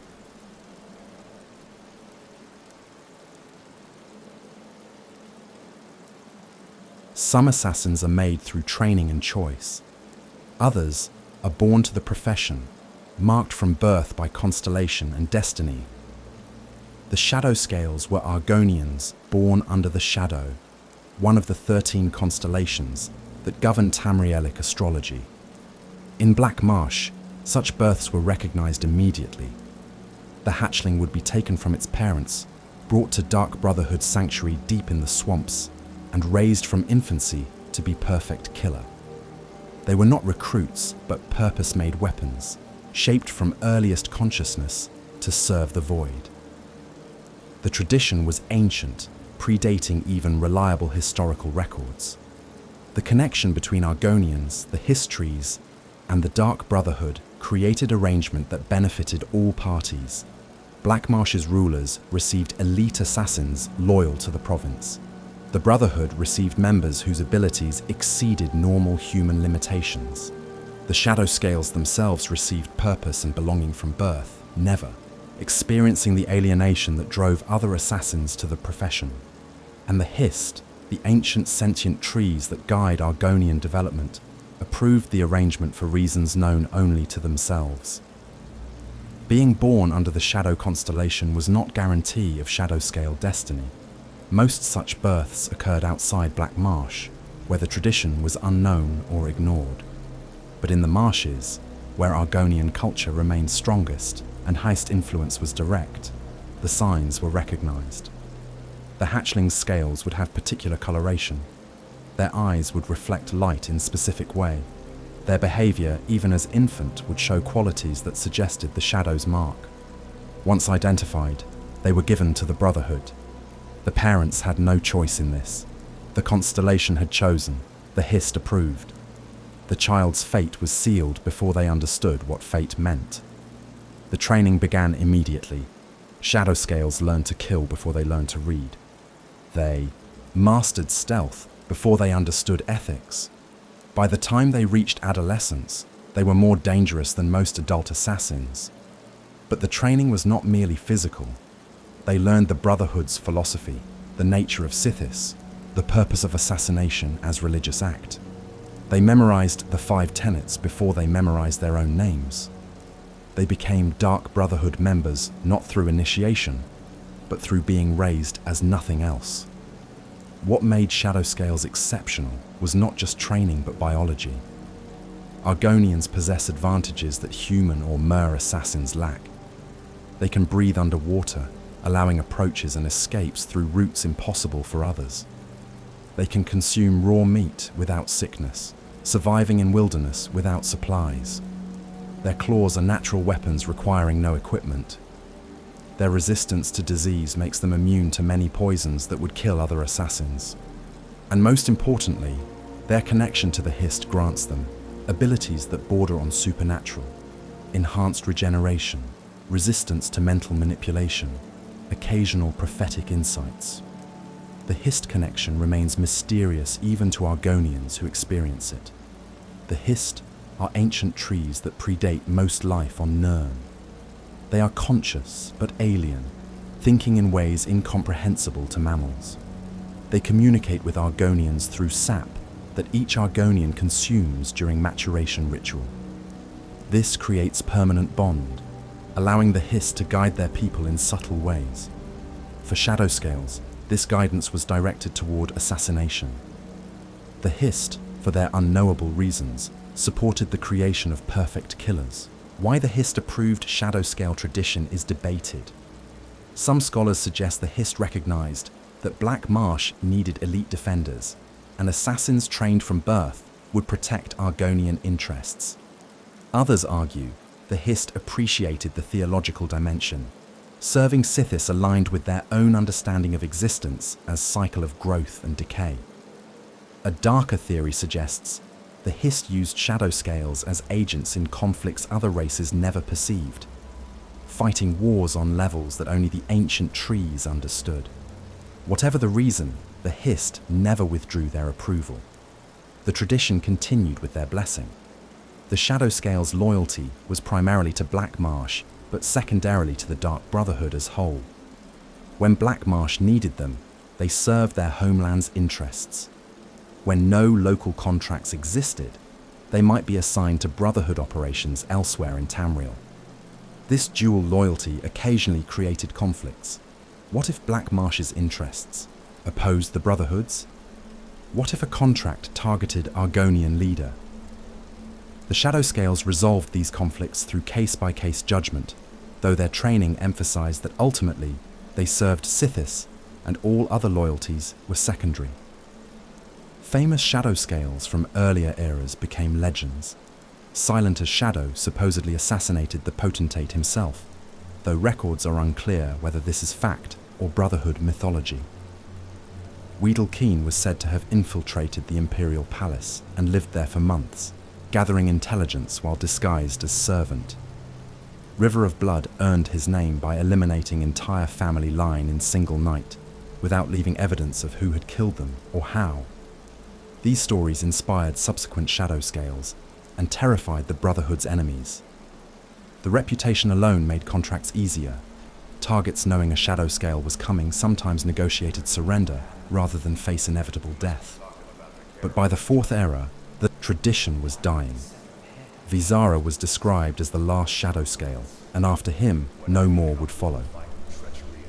The reasons for this extinction are unclear. Some claim the Dark Brotherhood's decline in Black Marsh meant no sanctuary remained to train new Shadowscales. Others suggest the Hist withdrew their approval, deciding the tradition no longer served their purposes. A few scholars argue that Argonian culture itself was changing, becoming more integrated with the Empire, and marking hatchlings for assassination from birth, no longer aligned with Black Marsh's political direction. Visara himself represented the tradition at its twilight. He was everything a Shadowscale should be: skilled, loyal, philosophical about his profession. He served the Falkreath Sanctuary during Skyrim's crisis, not because it was a powerful institution, but because it was last refuge for someone whose entire identity was Dark Brotherhood membership. He could not return to Black Marsh. There was nothing for him there. He could not join normal society. He had been trained since birth to kill. The Brotherhood was his only home, and even though it had declined to shadow of its former glory, he remained faithful. His death during the Penitus Oculatus assault on Falkreath Sanctuary was symbolic. The last Shadowscale died defending Sanctuary that represented the Brotherhood's failure. He fought with all the skill his training provided, killed multiple attackers, held position longer than should have been possible. But he was eventually overwhelmed. His death marked not just loss of individual assassin, but extinction of entire tradition. There would be no more Argonians raised from birth to serve Sithis. The Shadowscales were finished. The loss diminished the Dark Brotherhood in ways beyond immediate practical impact. Shadowscales had provided quality assurance. Contracts assigned to them were completed with near certainty. They had provided reputation. Targets knowing a Shadowscale was involved understood they faced elite rather than common killer. They had provided continuity. Each generation of Shadowscales maintained techniques and knowledge from previous generations. Without them, the Brotherhood became more dependent on recruiting adults, which meant accepting members whose loyalty and skill were less certain. More significantly, the Shadowscales' extinction suggested the Brotherhood's religious foundation was crumbling. The Hist had supported the tradition. Their withdrawal of that support, if that is what occurred, implied that even ancient forces that had approved the Brotherhood for centuries no longer saw value in maintaining alliance. If the Hist abandoned the arrangement, perhaps Sithis himself was withdrawing attention. Perhaps the Void had decided the Brotherhood was no longer worthy instrument. The question of whether Shadowscales could be restored if the Brotherhood recovered remains theoretical. If new sanctuaries were established in Black Marsh, if the Hist approved renewal of the tradition, could Argonian hatchlings born under the Shadow once again be trained from birth? Or has the tradition passed beyond recovery, lost to changing times and shifting alliances? The Brotherhood has no answer. They barely survived the Fourth Era's crises. Restoration of ancient practices seems impossible when basic continuity is uncertain. What the Shadowscales represented was the Brotherhood at its most integrated with Tamriel's deeper currents. They were not merely human organization, but institution that connected to forces beyond human understanding. The Hist, the constellations, the racial characteristics that made Argonians fundamentally different from men or mer. The Brotherhood was stronger when it incorporated these elements, when it was more than human assassins, serving human interpretation of divine will. The Shadowscales' presence proved the Brotherhood was genuine force in Tamriel's metaphysical structure, rather than merely skilled criminals. Their absence in the Fourth Era was one more sign of the Brotherhood's decline from cosmic significance to mundane existence. Just as the Night Mother fell silent, just as the Black Hand collapsed, the Shadowscales vanished. Each loss made the Brotherhood more ordinary, more reducible to simple explanation as murder-for-hire service. What had been grand institution touching multiple levels of reality became collection of killers, maintaining traditions they no longer fully understood. Visara's final words, if he spoke any during the Falkreath assault, were not recorded. Perhaps he died in silence, as Shadowscales were trained to do. Perhaps he spoke prayer to Sithis. Perhaps he acknowledged that his death marked ending of tradition older than most kingdoms. Regardless, his death was mourned by the survivors, not just as loss of skilled member, but as symbolic extinction. The last Shadowscale was dead. The Dark Brotherhood continued, but something essential had been lost that could never be recovered. The constellation called the Shadow still appears in the night sky. Argonian hatchlings are still born when that constellation is ascendant. But they are not given to the Dark Brotherhood. They are not raised from birth to serve the void. They become farmers, merchants, soldiers, mages, normal lives that previous generations marked by the Shadow never experienced. Whether this is progress or tragedy depends on perspective. The Shadowscales were denied choice, shaped into weapons before they could choose to be anything else. But they were also given purpose and belonging that many never find. The tradition's end might be liberation or loss. Both interpretations are valid. Both are incomplete.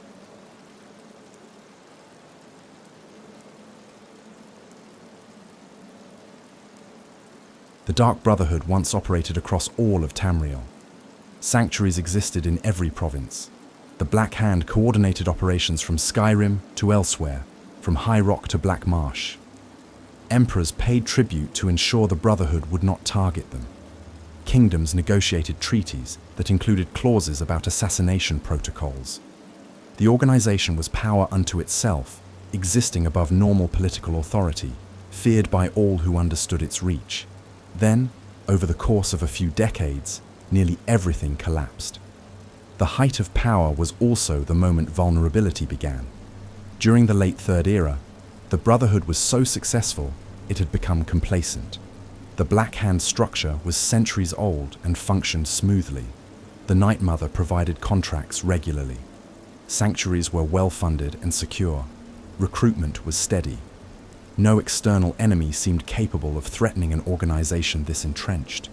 But the greatest threats are often internal, and the Brotherhood's own traditions would become weapons turned against it. The Oblivion Crisis of 3E 433 did not directly cause the Brotherhood's decline, but it created conditions where collapse became possible. When Mehrunes Dagon invaded Tamriel, when Oblivion Gates opened across the continent, all institutions were strained.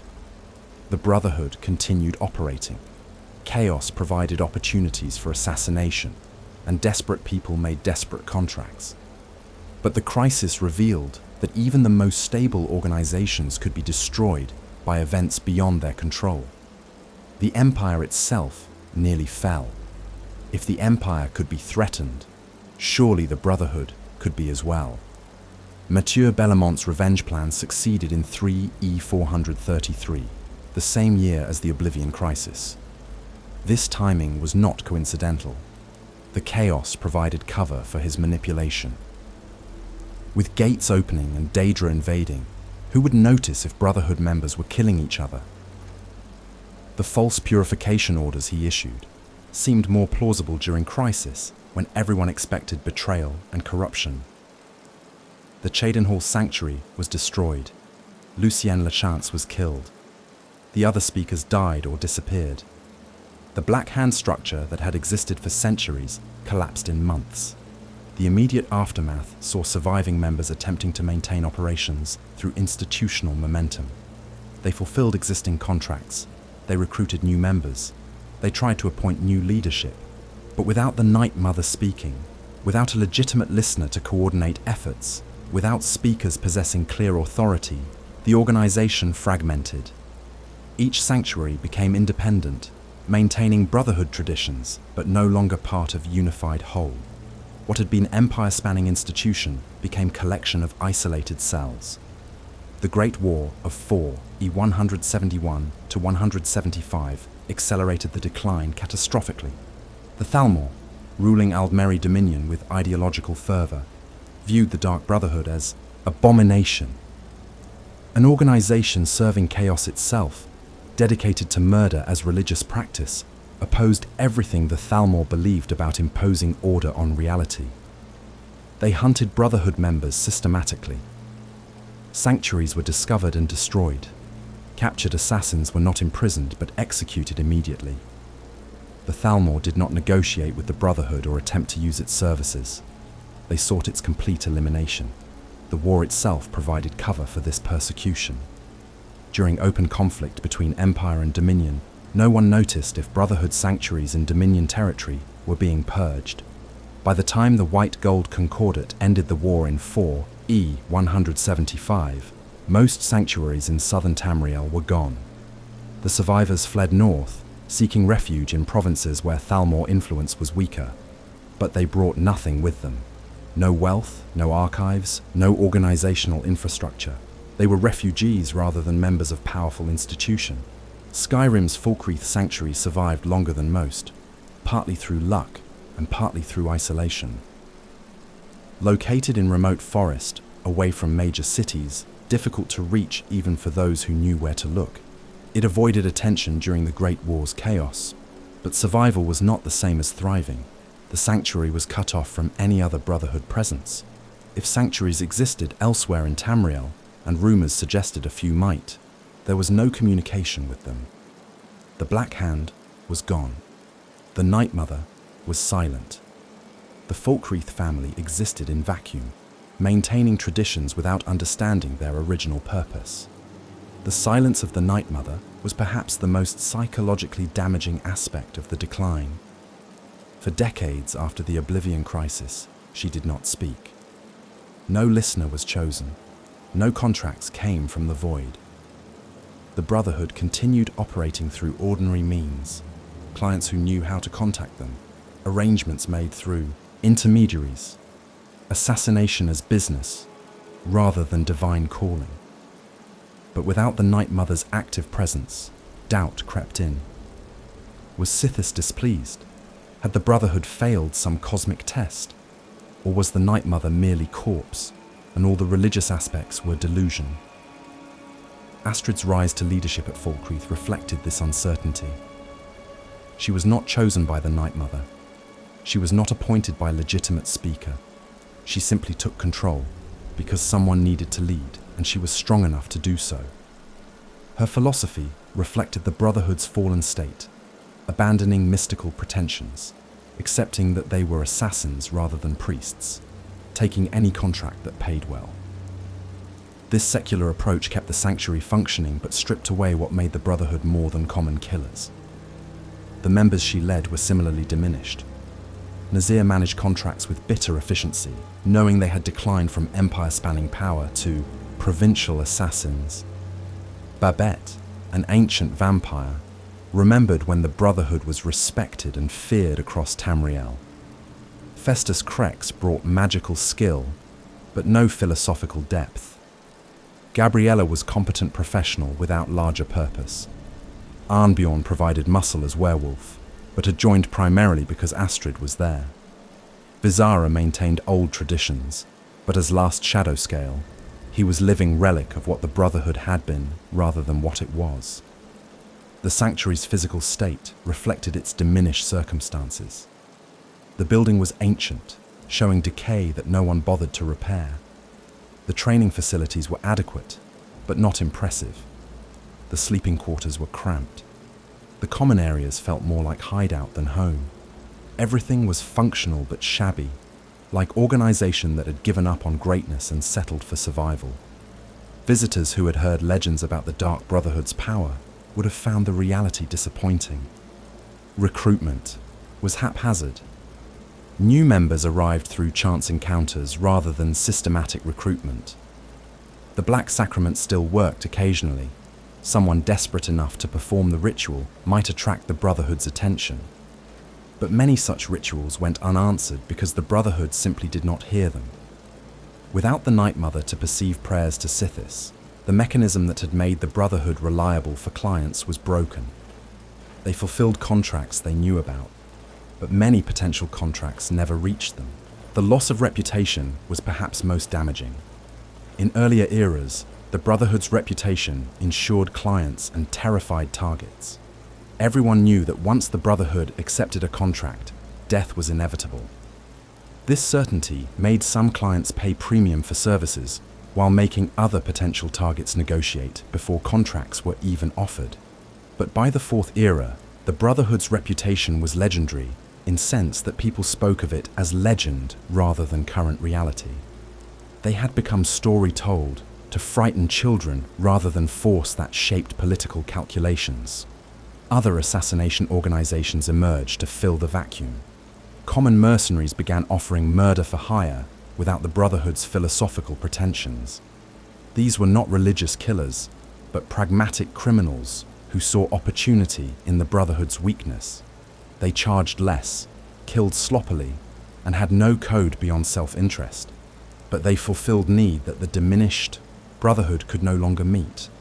The market for assassination did not disappear when the Brotherhood declined. It was simply served by lesser practitioners. The Morag Tong expanded slightly during this period, though they remained primarily focused on Morrowind. Some clients who would have hired the Brotherhood instead sought Tong services, despite the legal complications of using Morrowind-based assassins for contracts elsewhere. The Tong benefited from the Brotherhood's troubles while maintaining their position that legal assassination was superior to religious murder, but they did not attempt to replace the Brotherhood entirely. The Tong had no interest in serving Sithis or maintaining the mystical dimensions that had defined their rival. Cicero's journey across Tamriel with the Night Mother's coffin demonstrated the Brotherhood's collapsed state. He traveled for years seeking Brotherhood sanctuaries that still existed. Most were destroyed or abandoned. The few he found refused to accept the Night Mother's corpse, either because they no longer believed in her importance or because they feared associating with relic that might attract Thalmor attention. Cicero was reduced to begging for hospitality at institutions that once revered what he carried. His journals from this period revealed desperation mixed with fanatical faith. He knew the Brotherhood was dying, but insisted the Night Mother would save them if they remained faithful. His arrival at Falkreath was last resort rather than destination of choice. The sanctuary was weak, led by women who did not believe in the old ways, populated by members who maintained traditions out of habit rather than conviction. But it was still Brotherhood's sanctuary, still place where the Night Mother's coffin might rest, still last refuge for Keeper who had nowhere else to go. Cicero's presence created conflict immediately. His insistence on traditional practices offended Astrid's secular authority, his devotion to the Night Mother seemed like madness to members who had never heard her speak. The decline was not inevitable. At several points, different choices might have produced different outcomes. If the Brotherhood had been less complacent during its height, Mathieu Bellamont's plan might have been detected. If they had adapted better after the Oblivion Crisis, the organizational structure might have been rebuilt.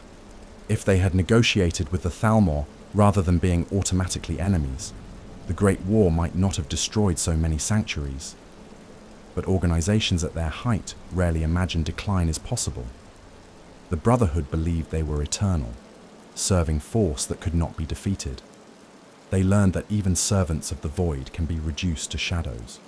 By 4E201, when Skyrim's civil war began, the Dark Brotherhood existed primarily as memory. The Falkreath Sanctuary was possibly the last in Tamriel, though rumors suggested others might survive in remote locations. The organization that had once shaped empires through carefully chosen assassinations was reduced to provincial murder-for-hire service. The hand from the Void still reached, but only barely. and only because a handful of believers refused to abandon traditions they barely understood. The Brotherhood was dying. Most observers expected it would not survive another generation. What no one anticipated was that the Night Mother would speak again. That after decades of silence, the unholy matron would choose new listener. That the Brotherhood's fall, terrible as it was, would not be ending but transition. That the organization had not declined beyond recovery, but had been refined, reduced to essence, prepared for rebuilding.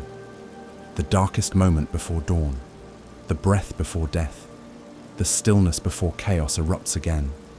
The Brotherhood was at its weakest point, and that is when the Dragonborn arrived in Skyrim and everything changed.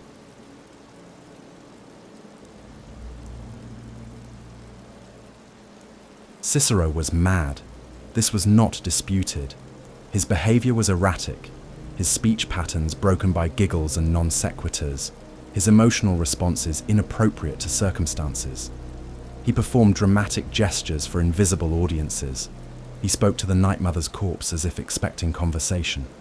He decorated his clothing with jester motifs and spoke in rhymes during serious discussions. By any reasonable assessment, Cicero was insane. But madness and clarity are not always opposites. Sometimes madness is seeing truth that sanity refuses to acknowledge. He was the last keeper of the Night Mother, the final individual to hold position that had existed for thousands of years. The keeper's role was simple in description, but demanding in practice. Tend to the Night Mother's physical form, transport her coffin wherever the Brotherhood required, maintain rituals of devotion, and preserve traditions even when everyone else abandoned them. Previous keepers had performed these duties in era when the Brotherhood was powerful and the Night Mother was revered. Cicero performed them when the Brotherhood was dying and the Night Mother was dismissed as corpse. His faith was tested in ways that would have broken lesser devotees. His journals, which he maintained obsessively, reveal his journey from devoted servant to isolated fanatic to vindicated prophet.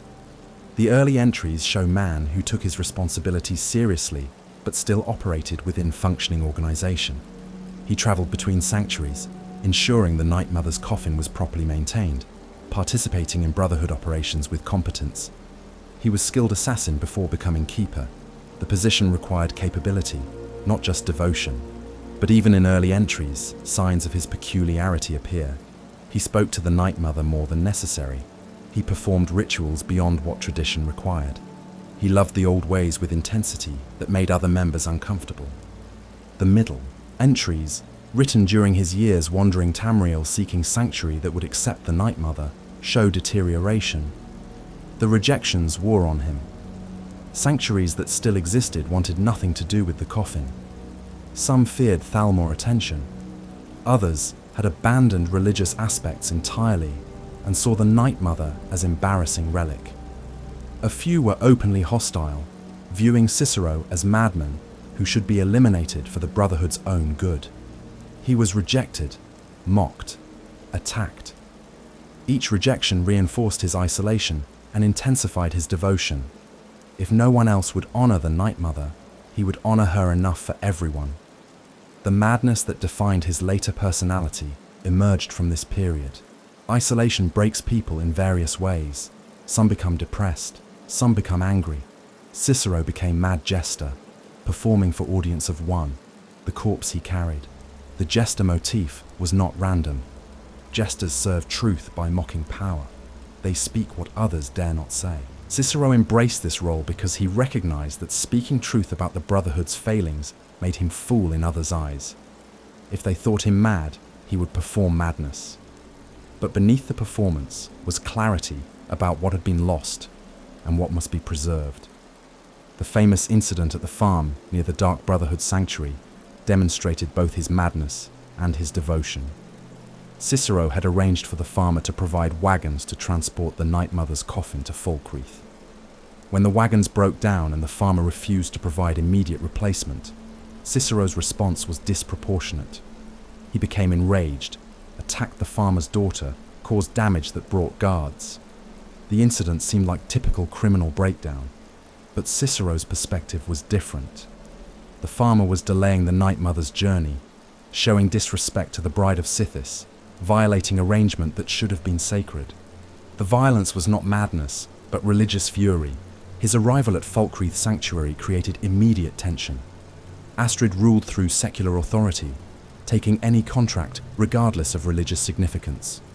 Cicero represented everything she had abandoned: devotion to traditions she considered obsolete, belief in Night Mother's power when she had been silent for decades, insistence that the Brotherhood served Sithis rather than simply murdering for money. His presence was implicit criticism of her leadership. Every ritual he performed for the Night Mother was rebuke to those who dismissed such rituals as superstition. The other members reacted to Cicero with mixture of amusement and irritation. His madness was entertaining initially, the strange jester who spoke in riddles and performed dramatic flourishes. But he was also exhausting. His devotion felt like judgment. His certainty about the old ways made everyone else's uncertainty more obvious. Arnbjorn particularly disliked him, seeing threat to Astrid's authority. Nazir tolerated him as fellow professional despite philosophical differences. Babette, who had lived long enough to remember when the Brotherhood was powerful, perhaps understood him better than the others, but kept that understanding private. Cicero's relationship with the Night Mother was the key to understanding him. He did not speak to the corpse because he was mad. He spoke to her because he believed she was listening. For decades of silence, he maintained faith that the bride of Sithis remained conscious, aware, capable of action, even if she chose not to act. His daily rituals, cleaning the corpse, arranging the coffin, speaking prayers, were not futile gestures, but necessary maintenance of relationship. He loved the Night Mother, not as necrophiliac loves corpse, but as devoted servant loves master, who has temporarily withdrawn, but will return. And he was right. The Night Mother did speak again. When she chose the Dragonborn as listener, when her voice returned after decades of silence, Cicero's faith was vindicated. Everything he had preserved, the rituals, the traditions, the coffin itself, proved necessary. If he had given up, if he had abandoned the Night Mother as so many others had, she would have had no vessel through which to speak when she chose to return. Cicero's madness was also preparation. His seemingly futile devotion was actually preservation of what the Brotherhood would need to survive. The conflict with Astrid escalated as the Night Mother's return threatened Astrid's authority. She had led for years without divine mandate. Now the Night Mother had chosen someone else as listener. Astrid's position was revealed as usurpation rather than legitimate leadership. Her response was to minimize the Night Mother's importance, to insist that contracts and practical matters mattered more than religious traditions. But Cicero would not accept this. The Night Mother had spoken. The old ways were proven correct. Astrid must submit to legitimate authority or be removed. His attack on Astrid was not attempted murder, but religious statement. He did not intend to kill her. If he had, she would have died. He was too skilled an assassin to fail at killing someone already wounded and vulnerable. He attacked to prove point, to demonstrate that those who opposed the Night Mother would face consequences, to force the Brotherhood to choose between secular and religious authority. The attack failed in practical terms. Astrid survived, but succeeded in forcing the crisis into open. The sanctuary could no longer pretend that Cicero's concerns were irrelevant. His flight to the Dawnstar Sanctuary after the attack seemed like cowardice, but was actually strategic. He knew Astrid would send someone to kill him. By fleeing to Old Brotherhood's sanctuary, he created a situation where whoever came after him would have to confront what the Brotherhood had been. Dawnstar was abandoned but still functional, still marked with symbols of the old, traditions, still resonant with decades of service to Sithis. Fighting there rather than at Falkreath meant fighting on ground that reinforced his arguments about tradition's importance. The Dragonborn's choice to spare or kill Cicero was theological as much as practical. Killing him would satisfy Astrid, but eliminate the only member who fully understood the old traditions. Sparing him meant defying Astrid, but preserving knowledge that would be necessary for rebuilding. The choice revealed whether the Dragonborn understood that the Brotherhood's future required connection to its past. Astrid's secular approach had led to decline. Restoring the organization would require the very traditions Cicero represented. If spared, Cicero's return to the Brotherhood after Astrid's death and the Sanctuary's destruction was triumphant vindication. Everything he had said proved true. The secular approach failed catastrophically. The Night Mother's choice of the Dragonborn as listener was correct. The old ways were necessary for survival. Cicero had endured mockery, isolation, violence, and exile for his faith. Now that faith was proven justified, the madman was revealed as prophet. The fool became sage. The jester's truth was acknowledged at last. His joy at the Brotherhood's restoration under the new listener was genuine and touching. This was what he had worked toward for years, the organization functioning as it should, following traditions, serving Sithis properly, honoring the Night Mother. He maintained his jester persona because it had become part of his identity, but the underlying pain that fueled the madness was healed. He was no longer alone in his faith. The Brotherhood was becoming what it was meant to be. His purpose was fulfilled. Cicero represented something essential about faith in context of institutional decline. When organizations fail, those who maintain original principles seem foolish. They are mocked for not adapting, criticized for clinging to past, dismissed as irrelevant. But sometimes the organization failed precisely because it abandoned those principles. Sometimes the fool who refuses to change is actually preserving what will be needed when rebuilding becomes possible. Cicero's madness was loyalty to truth that everyone else had forgotten. His isolation was price of maintaining faith when faith seemed pointless.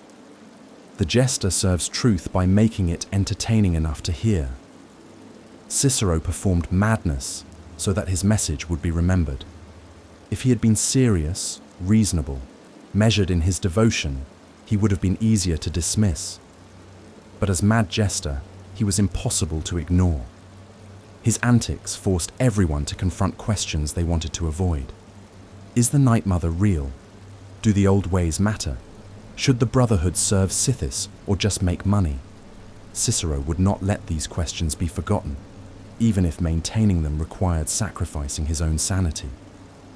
The Keeper of the Night Mother was last of his kind. No one would replace him in that specific role. But what he represented, absolute devotion to the Brotherhood's religious foundations, would be necessary for any true restoration. The organization could not return to power through practical efficiency alone. It needed the mystical dimension that Cicero had preserved. It needed connection to Sithis that he had maintained. It needed faith that he had proven was justified. The mad jester was also the one sane man, seeing clearly what others refused to see, speaking truth that others dismissed as nonsense, keeping faith when faith seemed foolish. Cicero was right. The Night Mother was real. The old ways were necessary. The Brotherhood served Sithis, not secular interests. Everything he had been mocked for believing proved true.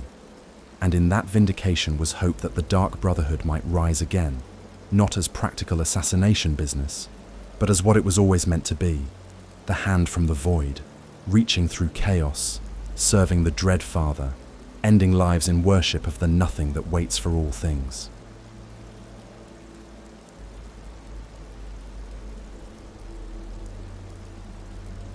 Astrid was not chosen by the Night Mother. She was not appointed by a legitimate speaker. She received no divine mandate, no prophecy, no sign that Sithis approved her leadership. She simply took control of the Falkreath Sanctuary because someone needed to lead, and she was strong enough, skilled enough, ruthless enough to do it. Her rise represented the Brotherhood at its most pragmatic, stripped of religious mysticism, reduced to practical matter of who could keep the family alive. She was right person for wrong era, or perhaps wrong person for right era, depending on whether one valued survival or authenticity. Her philosophy was radical departure from Brotherhood tradition. She did not believe Sithis spoke to mortals. She did not trust that the Night Mother was anything more than preserved corpse. She thought the religious aspects were superstition that weakened the organization by making members dependent on divine guidance that never actually came.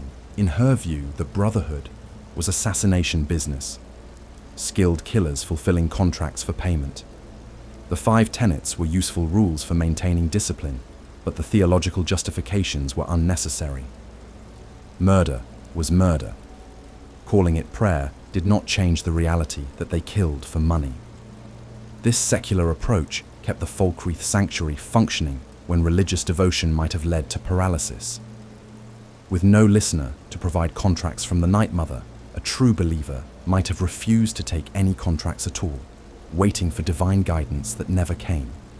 Astrid took every contract that paid well, regardless of whether it served Sithis' purposes. She treated the Brotherhood as business, and businesses that wait for miracles go bankrupt. Her practicality was survival mechanism. The sanctuary remained operational when religious purity would have meant starvation. But her approach also meant the Brotherhood lost what made it special. Any group of skilled assassins can kill, for money. What separated the Dark Brotherhood from common murderers was the religious dimension, the belief that each death served cosmic purpose, that Sithis received the souls, that assassination was worship rather than merely profession. Astrid's secularism made the Brotherhood functionally identical to any other murder-for-hire operation.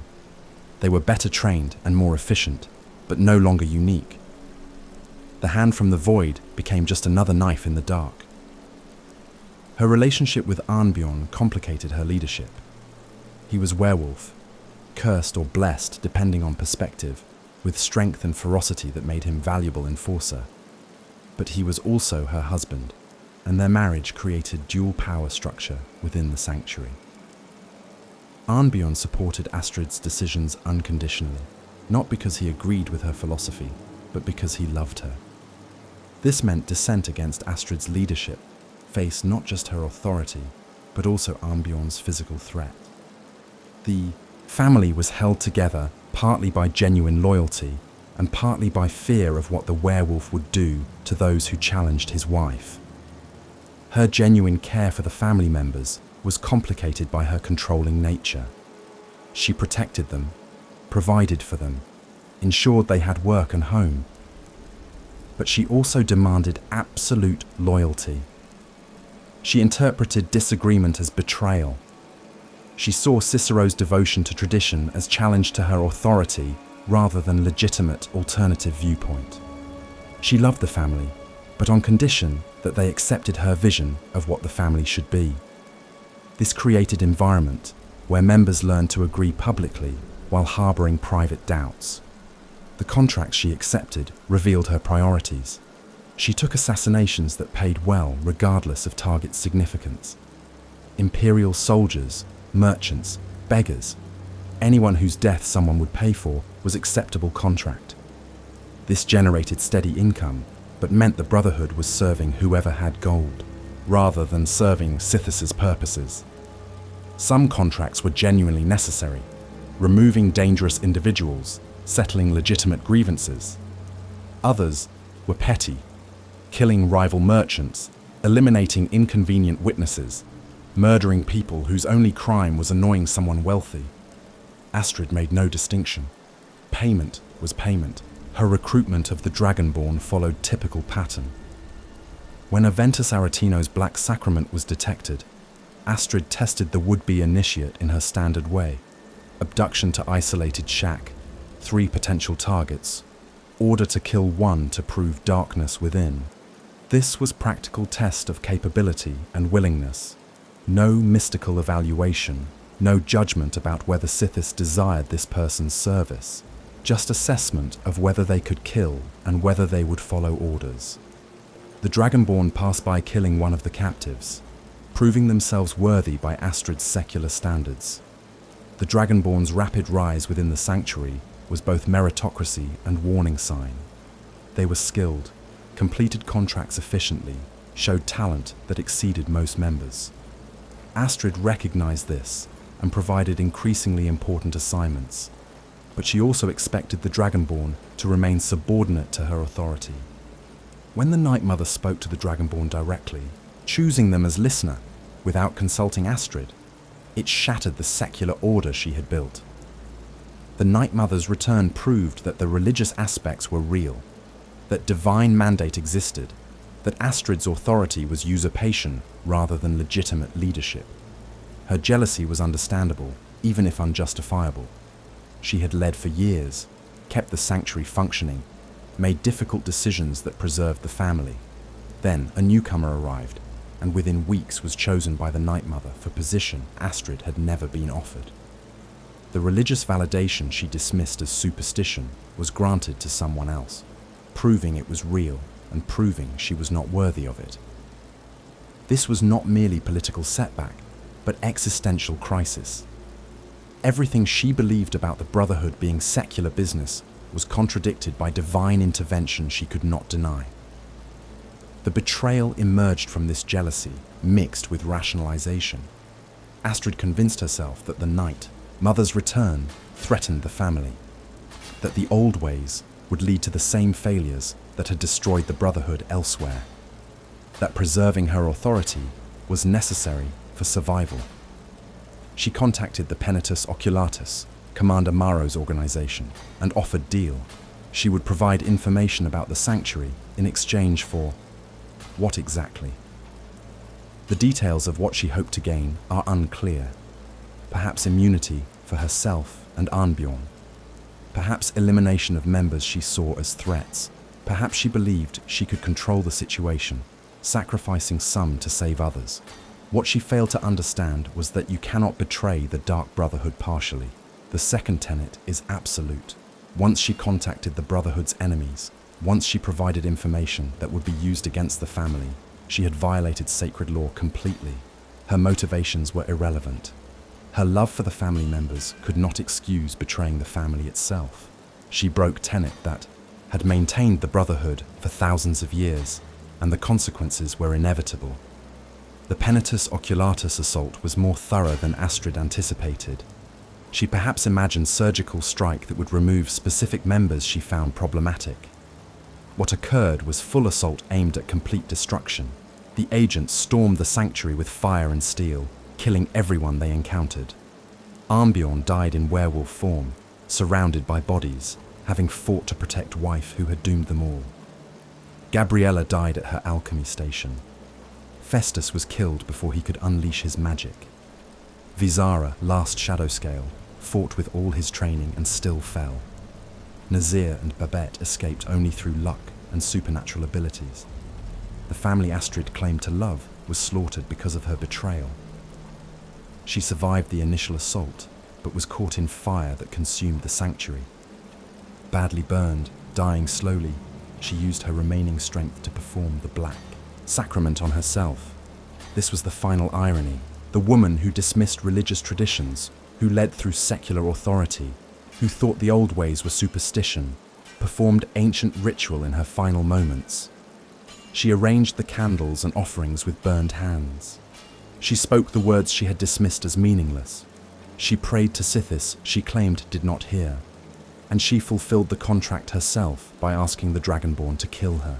Her final words acknowledged what she had done. The Dreadfather requires a sacrifice. She understood at last that the Brotherhood was more than business, that Sithis was real, that violating the tenets brought consequences she had dismissed as threats without substance. She asked for death, not as escape, but as payment. Her body was the sacrifice that might satisfy the wrath of Sithis she had invoked through betrayal. Whether this understanding came too late to matter, whether her final ritual had any spiritual significance, whether Sithis accepted her offering, these questions have no answers. She died in pain, in darkness, having destroyed everything she claimed to protect. The tragedy of Astrid was that her practicality was both necessary and insufficient. The Brotherhood needed someone to lead when divine guidance was absent. Her secular approach kept them functioning during decades of silence from the Night Mother. But the organization could not remain Brotherhood while abandoning everything that made it more than common assassins. Astrid preserved the form while hollowing out the substance. She kept the family alive, but killed what the family represented.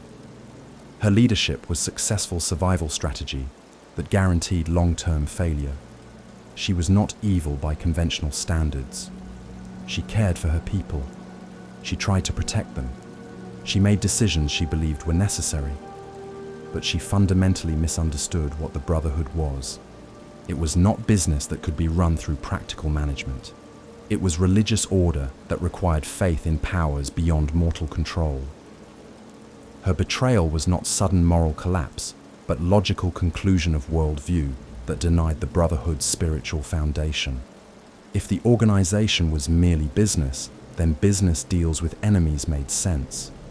If it was sacred institutions serving Sithis, then her actions were unforgivable.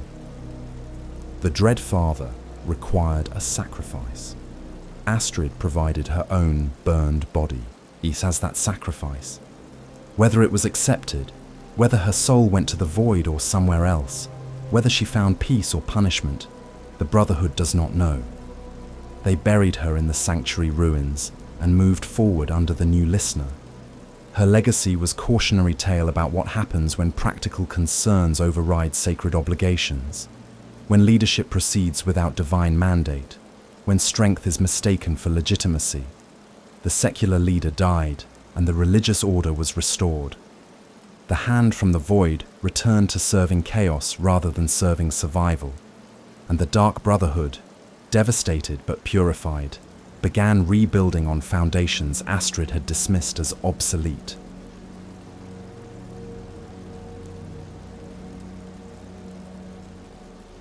The Dark Brotherhood's restoration began not with grand revelation, but with child's desperate prayer. Aventus Aretino was orphan in Windhelm, trapped in Honorhall Orphanage under cruel headmistress named Grelod the Kind. The title was bitter irony. Grelod was neither kind nor deserving of care for children. She was sadist who ruled through fear and violence, making orphans' lives miserable enough that death seemed preferable to continued existence under her authority. Aventus's mother had died. His father was gone.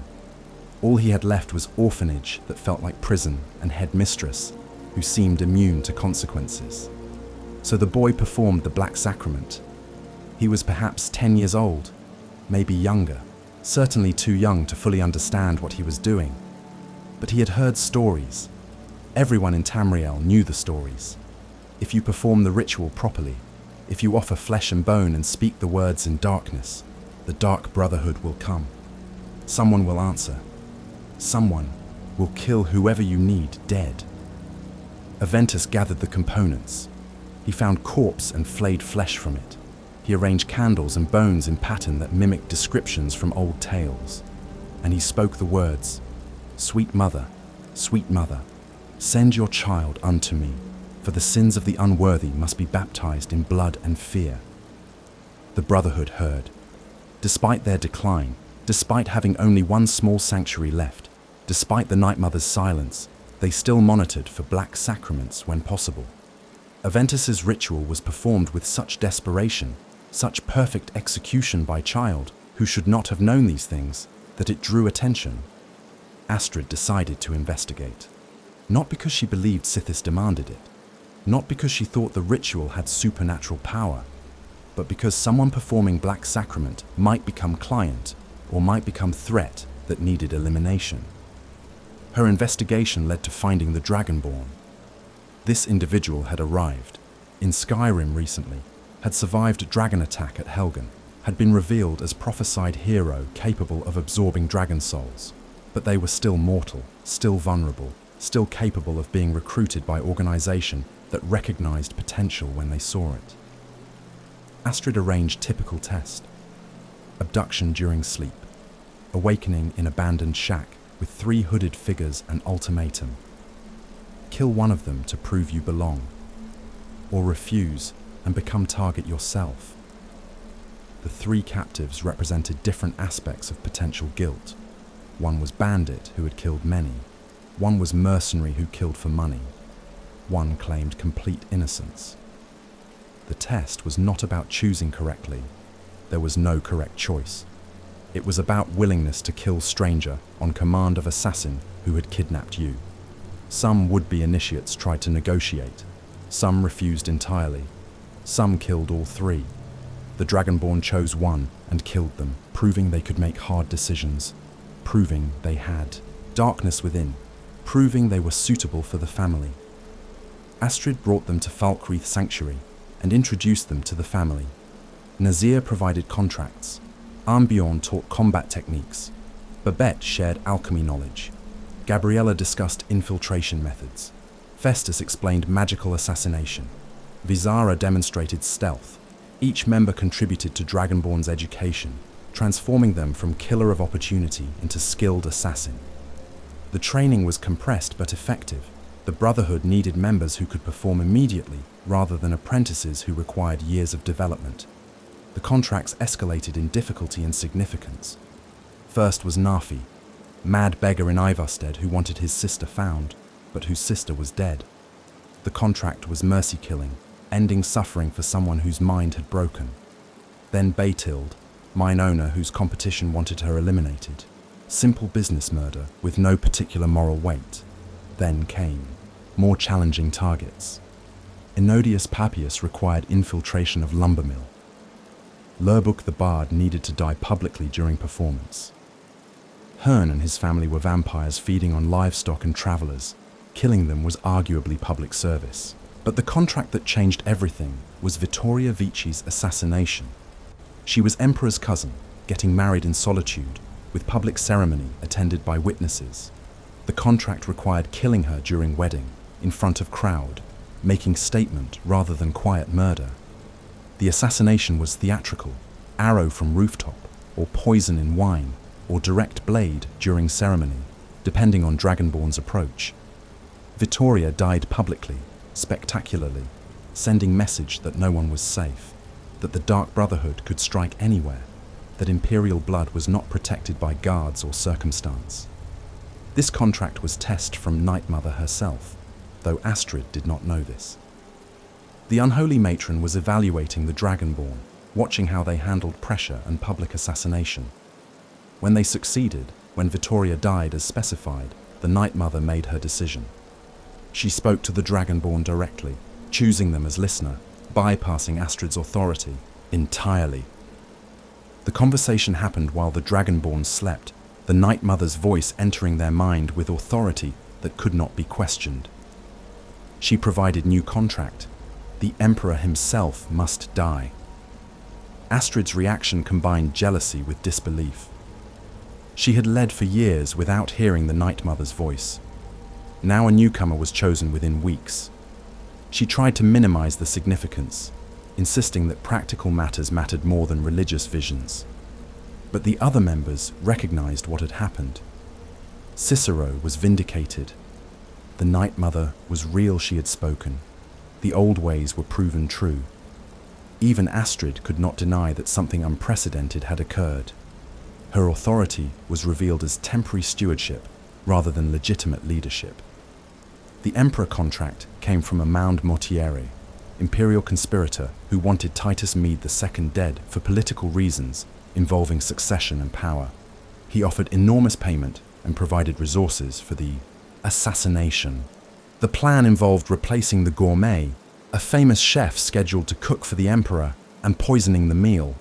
It was a complex operation requiring multiple steps: finding and killing the real gourmet, stealing his identity, infiltrating Castle Dower, preparing poisoned meal, escaping after the deed. The scope exceeded anything the diminished Brotherhood had attempted in decades. Cicero's crisis interrupted the preparation. He attacked Astrid after final argument about authority and tradition. The attack was not intended to kill, but to force confrontation about the Brotherhood's direction. He fled to Dawnstar Sanctuary, old abandoned stronghold in the north. Astrid sent the Dragonborn to kill him, testing whether the new listener would obey her commands or follow their own judgment.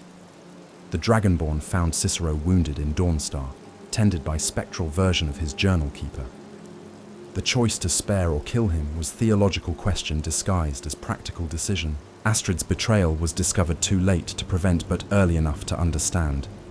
She had contacted Commander Maro, provided information about the sanctuary's location and layout, given the Penitus Oculatus everything they needed for assault.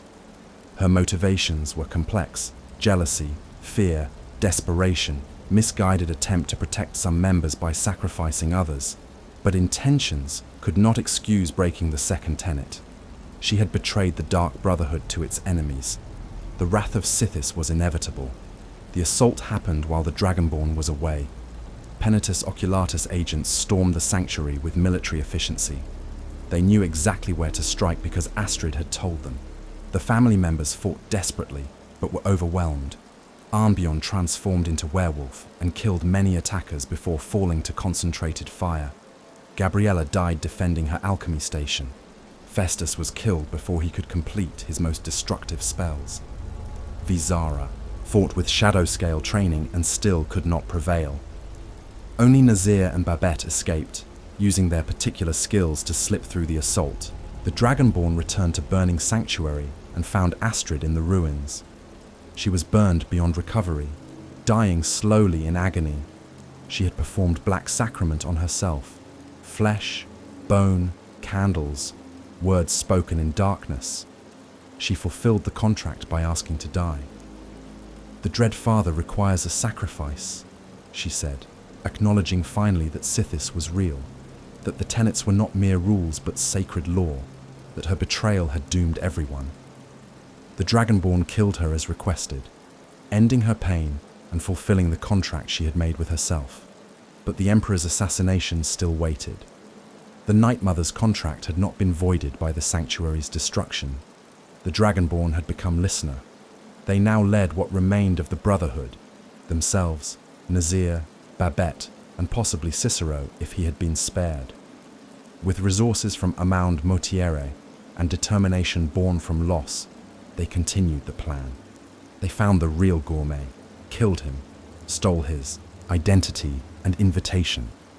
They infiltrated Castle Dower, disguised as famous chef. They prepared Emperor's meal with Jarin root, poison so potent that single pinch causes death. Titus Mede II ate the meal, complimented the cooking, and died. The assassination was clean, professional, exactly as the Brotherhood had operated in their prime. But the aftermath revealed complications. The Emperor had expected his death. He had known the Brotherhood was coming. His appearance in Dawnstar Sanctuary, later, alone and vulnerable, was either profound arrogance or acceptance of fate. He made one request: kill Amaund Motiere, the man who had arranged the contract. Then he waited calmly for death.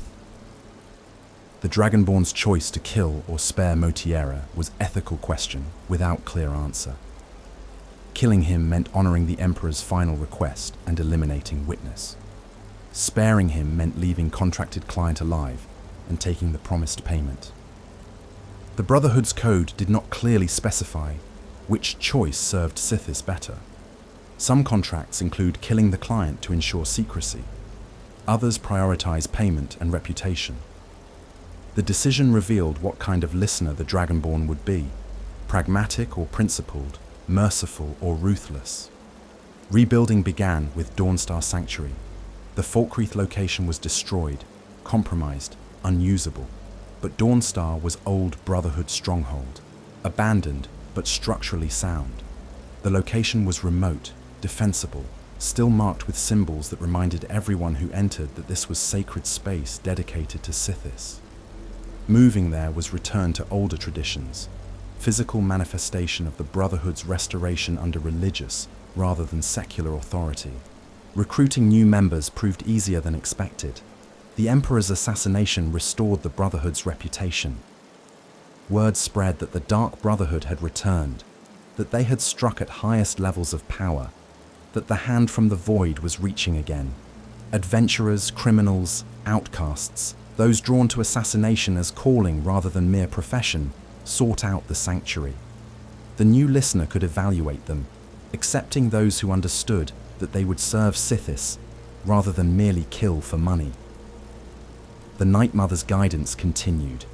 She provided contracts directly to her listener, ensuring that assassinations served cosmic purposes rather than merely generating income. The religious dimension was restored. Each kill was prayer. Each contract was offering to the void. The Brotherhood was functioning as it had in earlier eras, before the decline, before the secularization, before the catastrophes that had reduced them to shadow. They were not yet what they had been at their height. No black hand structure, no Shadowscales, only one sanctuary. But they were Brotherhood again in ways that mattered. Commander Maro's Pentetus Oculatus had failed despite their assault's tactical success. They killed most of the Folkreath family. They destroyed the sanctuary. But they did not eliminate the Brotherhood. The organization survived through its most essential elements: the Night Mother's guidance, the listener's faith, the members' devotion to Sithis. Material losses could be recovered. Buildings could be reclaimed. New assassins could be trained. As long as the spiritual foundation remained, the Brotherhood would endure. The question of whether the restoration would be permanent or temporary remained unanswered. The Brotherhood had recovered before only to decline again. Each restoration seemed to last generations before entropy reasserted itself. Perhaps this time would be different. The new listener was Dragonborn, prophesied hero with power beyond normal mortals. Their leadership might break the cycle, or perhaps the pattern would repeat. Temporary recovery followed by gradual decline, the void reaching through mortal hands until those hands weakened and withdrew. What was certain was that the Dark Brotherhood existed again as more than memory. The hand from the void was reaching. The whisper in darkness was heard. We know. The contracts were fulfilled. The prayers were offered. Sithis received souls through the bride who chose them, through the listener who coordinated them, through the assassins who delivered them. The organization had been refined through fire, reduced to essence, tested and proven worthy. The Dark Brotherhood survived the Fourth Era's crisis, not by abandoning tradition, but by returning to it. And in that return was hope that the hand that shapes empires might reach with strength again, ending lives that chaos demanded end, serving the Dread Father who requires what all must eventually give everything.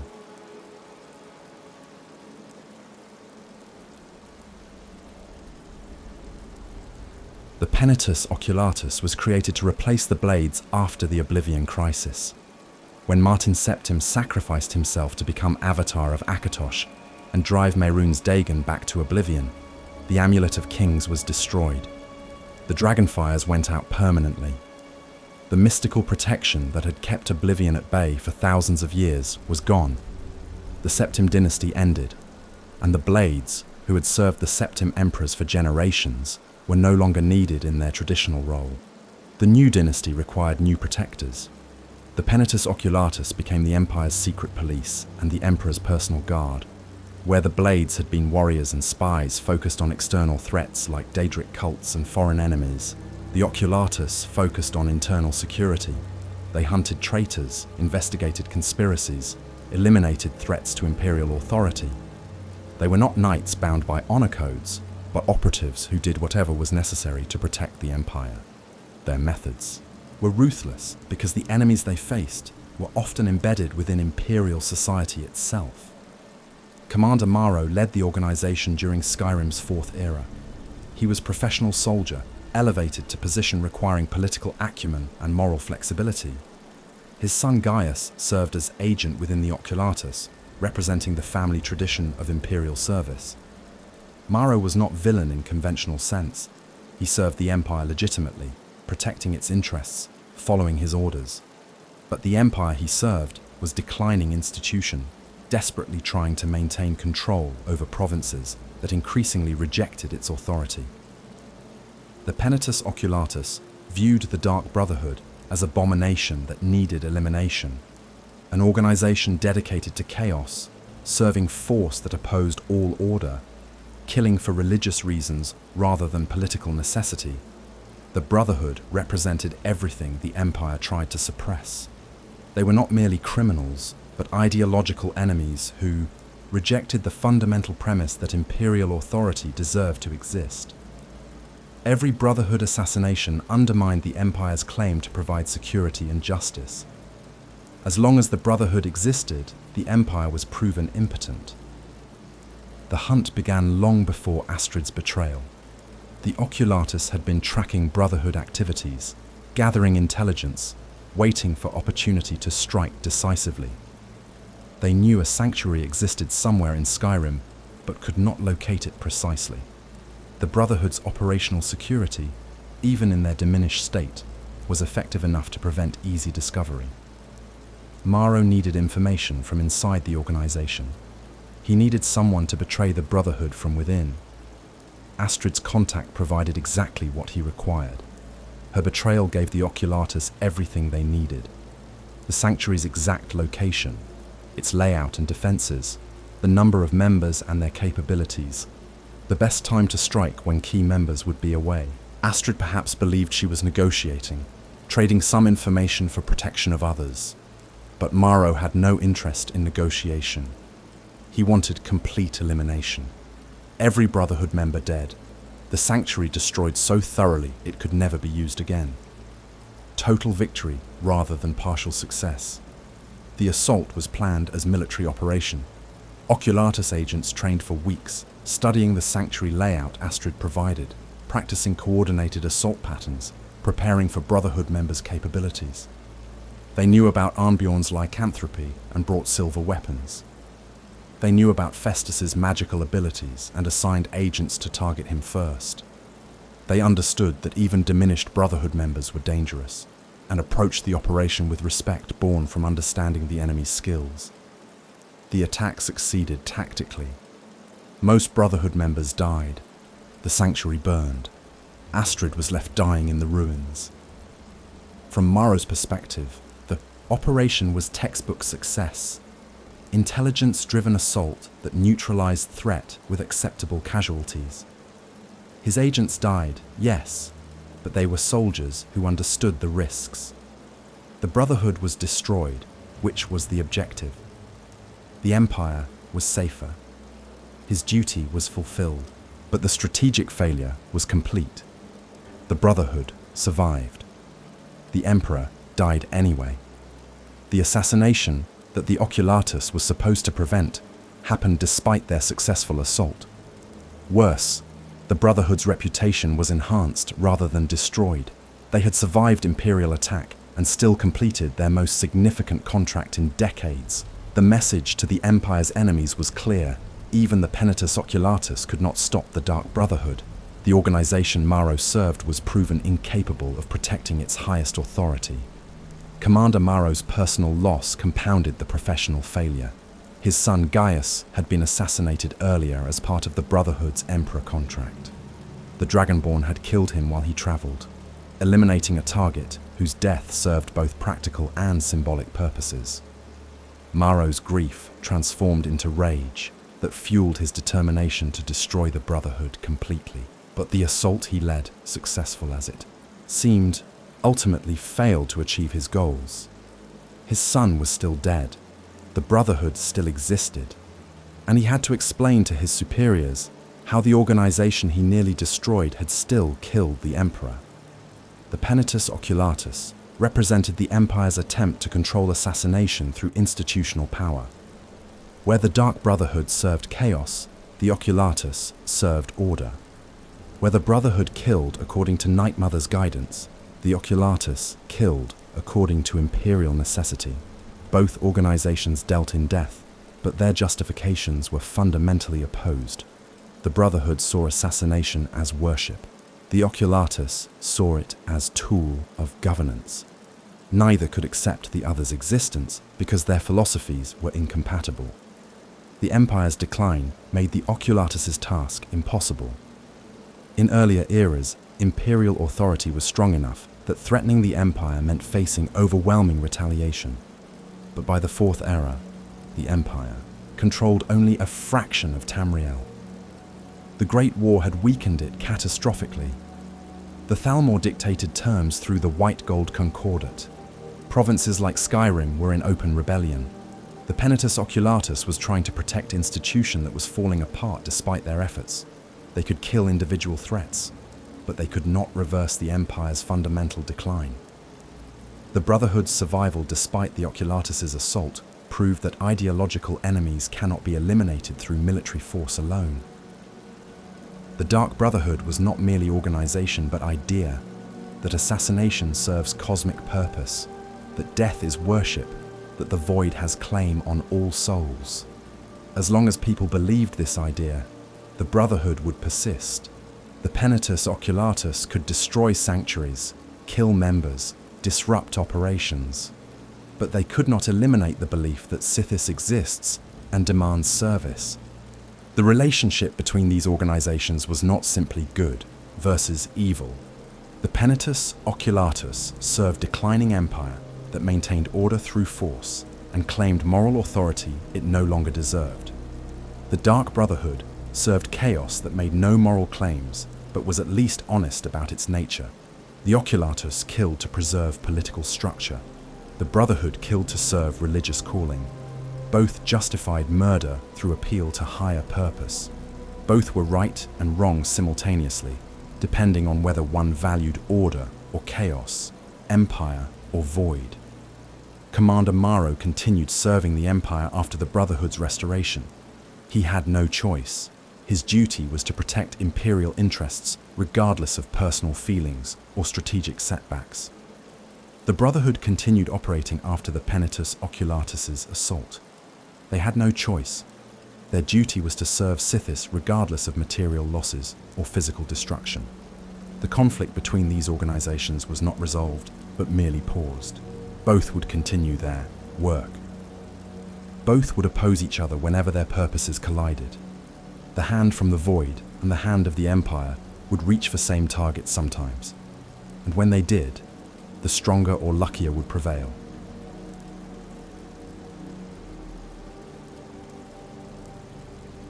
The Dark Brotherhood forces question that civilized society prefers to avoid. Can murder ever be righteous? Not killing in war, which is sanctioned by nations and justified by conflict. Not execution, which is authorized by law and performed by state. But murder, the deliberate ending of life for reasons that law does not permit and society does not sanction. Can such act ever serve purpose beyond evil?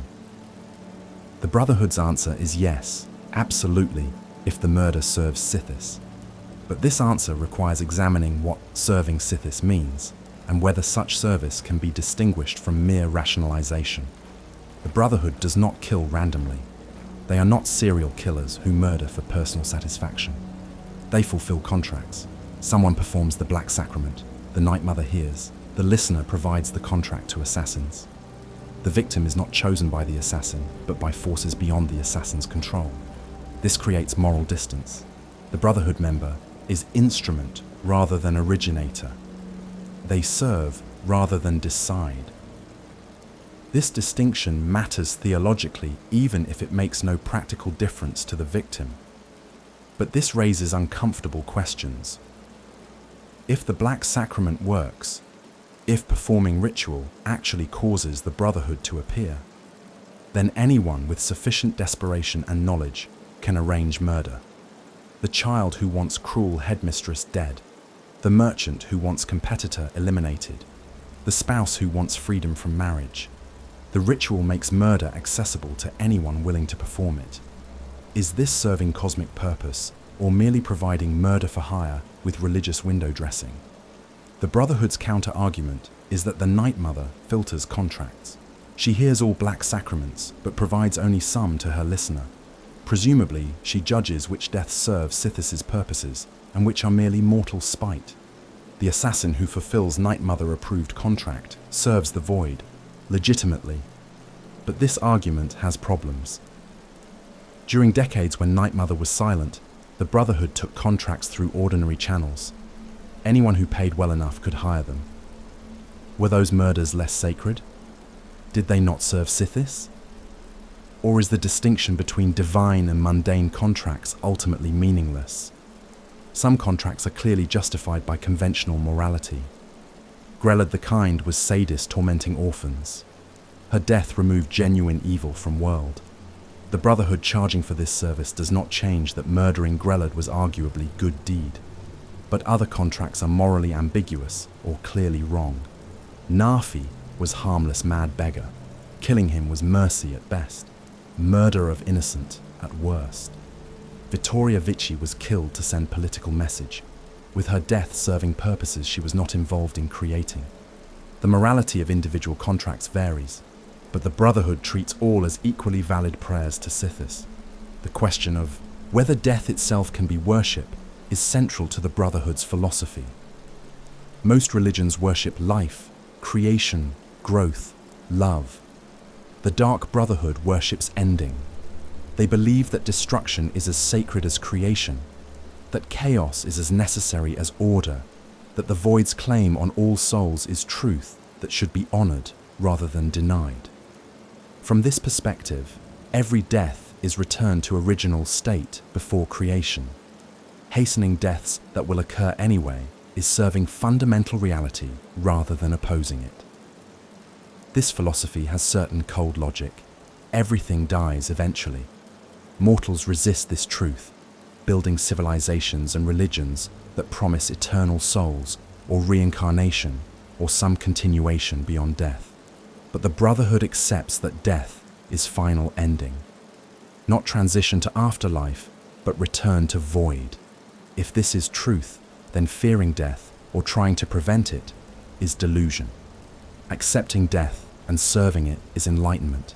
The Brotherhood's murders are acts of honesty in a world built on comforting lies. But accepting that death is inevitable does not mean hastening it is righteous. Yes, everyone dies eventually. This does not justify killing them before their natural time. The Brotherhood conflates accepting death's reality with celebrating murder as sacred act. These are not the same thing. One can acknowledge mortality without worshipping assassination. The philosophical leap from death is real to murder is prayer is not logically necessary. It is choice the Brotherhood makes and justifies through reference to Sithis. The comparison to the Morag Tong reveals the arbitrariness of the Brotherhood's religious claims. The Tong also assassinates. They also follow strict code. They also create family among killers.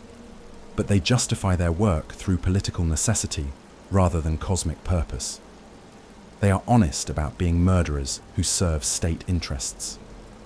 The Brotherhood adds theological layer that might be genuine spiritual insight or might be sophisticated rationalization for same work the Tong does openly. The practical result, corpses, is identical. The meaning assigned to those corpses differs based on whether one believes Sithis is real or myth.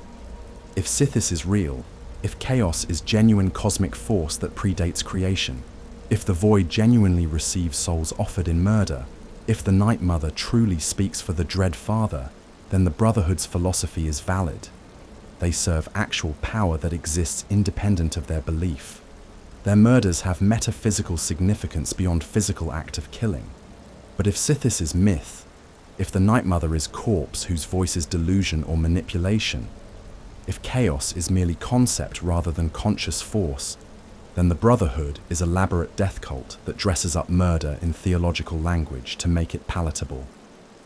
The Brotherhood cannot prove Sithis is real. They can point to Night Mother speaking, to Black Sacrament working, to their organization surviving thousands of years, but these could be explained without invoking actual deity. The Night Mother could be powerful undead entity rather than bride of chaos. The Black Sacrament could work through reputation. People believe it works, so the Brotherhood monitors for it, creating self-fulfilling prophecy. The organization's survival proves only that assassination is always in demand, not that killing serves cosmic purpose. Yet the alternative is equally unprovable. Skeptics cannot prove Sithis does not exist. Absence of evidence is not evidence of absence, especially for force defined as void and absence. The Dread Father could be real and unknowable, communicating through means skeptics dismiss as delusion. The Brotherhood's faith could be justified despite inability to provide proof that satisfies materialist standards. The question ultimately requires choice between worldviews. Does cosmic chaos exist, or is reality merely physical? The answer determines whether Brotherhood is religious order or murder cult. What separates the Brotherhood from common killers is not necessarily legitimacy of their theology, but consistency of their behavior. They follow rules, they maintain code, they create structure around violence rather than indulging it chaotically. Even if one rejects their religious claims, the tenets they follow and the traditions they maintain transform murder from random violence into regulated practice. This does not make it good, but it makes it ordered. The Brotherhood brings structure to darkness rather than simply wallowing in it. The Brotherhood also accepts outcasts, provides belonging to those who have nowhere else. The family aspect is not incidental but central. Many members joined not because they believed in Sithis, but because they needed community and the Brotherhood offered it.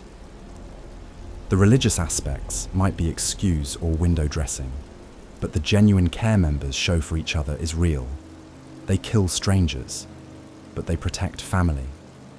This combination of external violence and internal loyalty creates bonds that normal society cannot offer to those whose skills and inclinations make them unsuitable for conventional life. Perhaps the Brotherhood's philosophy is neither completely true nor completely false, but adaptive belief that serves psychological needs. Killers need justification for what they do. Calling it worship is more palatable than admitting they murder for money.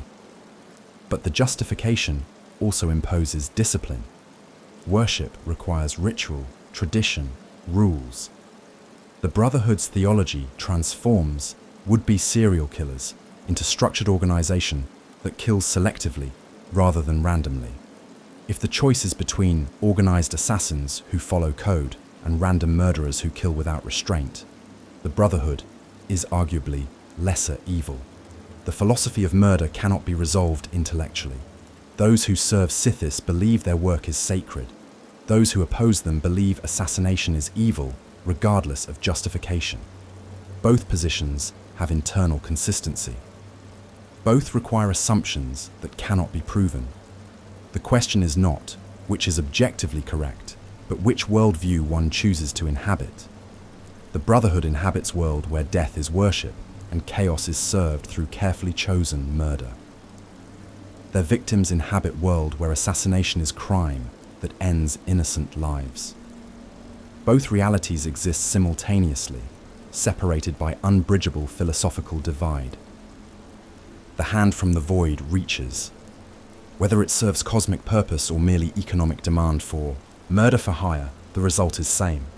Lives end, the Brotherhood continues. The philosophy that justifies this continues, and those who need someone dead continue performing the black sacrament, speaking words that might reach the void or might reach nothing, hoping that someone will answer, and that answer will be death delivered professionally by those who believe they serve purpose greater than murder.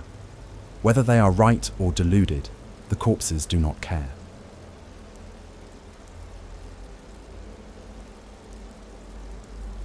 The Dark Brotherhood exists in Skyrim and beyond, in the Fourth Era, and presumably in eras to come. The organization that once spanned Tamriel is reduced to single sanctuary, but that sanctuary functions. The Black Hand is gone, but the Night Mother speaks. The Shadowscales are extinct, but new assassins are recruited. The Empire hunts them, but they survive. The Brotherhood is diminished from its height of power, but diminished is not destroyed. The hand from the void still reaches. This is the complete story, from Sithis as primordial chaos to the Night Mother as his bride. From the Five Tenets that govern all members to the Black Hand that once ruled an empire. From the Morag Tong's legal alternative to the Shadowscales' biological perfection. From the catastrophic decline through betrayal and war to the restoration through faith and violence. From Cicero's mad devotion to Astrid's fatal pragmatism. From Aventus, Aretino's desperate prayer to Titus Mede II's dignified death. Every element of the Brotherhood explained. Every mystery explored. Every assassination justified or condemned according to perspective. The Brotherhood survives because assassination is permanent need. People want others dead. This has been true since civilization began, and will remain true as long as consciousness exists. Governments create laws against murder, but governments also employ assassins when laws are insufficient. Religions preach sanctity of life, but religions also justify killing when theological purposes require it. Society condemns assassination publicly while enabling it privately. The Dark Brotherhood is honest about what they do. They kill. They are paid for it. They dress the work in religious significance, but the work is murder regardless. Whether that honesty is virtue or simply different form of evil depends on one's philosophy. The Brotherhood believes they serve cosmic force that demands death as worship. Skeptics believe they rationalize murder through reference to myth. Both interpretations fit the available evidence. Both require assumptions that cannot be proven. The Brotherhood's theology might be profound spiritual insight or elaborate self-deception. The question cannot be answered objectively because it requires taking position on whether cosmic chaos is real or merely concept. What is certain is that the Brotherhood endures. They have survived empire collapses, religious persecutions, internal betrayals, external assaults. The organization was reduced to edge of extinction multiple times and recovered. This persistence suggests they serve need that transcends their specific incarnation.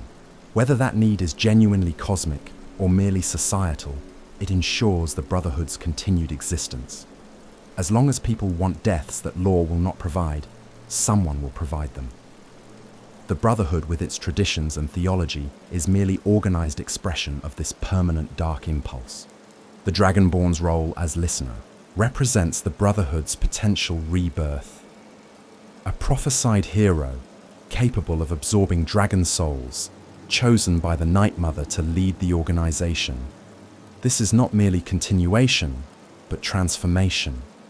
The Brotherhood under new listener could restore the Black Hand, could establish new sanctuaries across Tamriel, could return to the power they wielded in earlier eras, or they could remain small, focused, operating from single location with handful of members.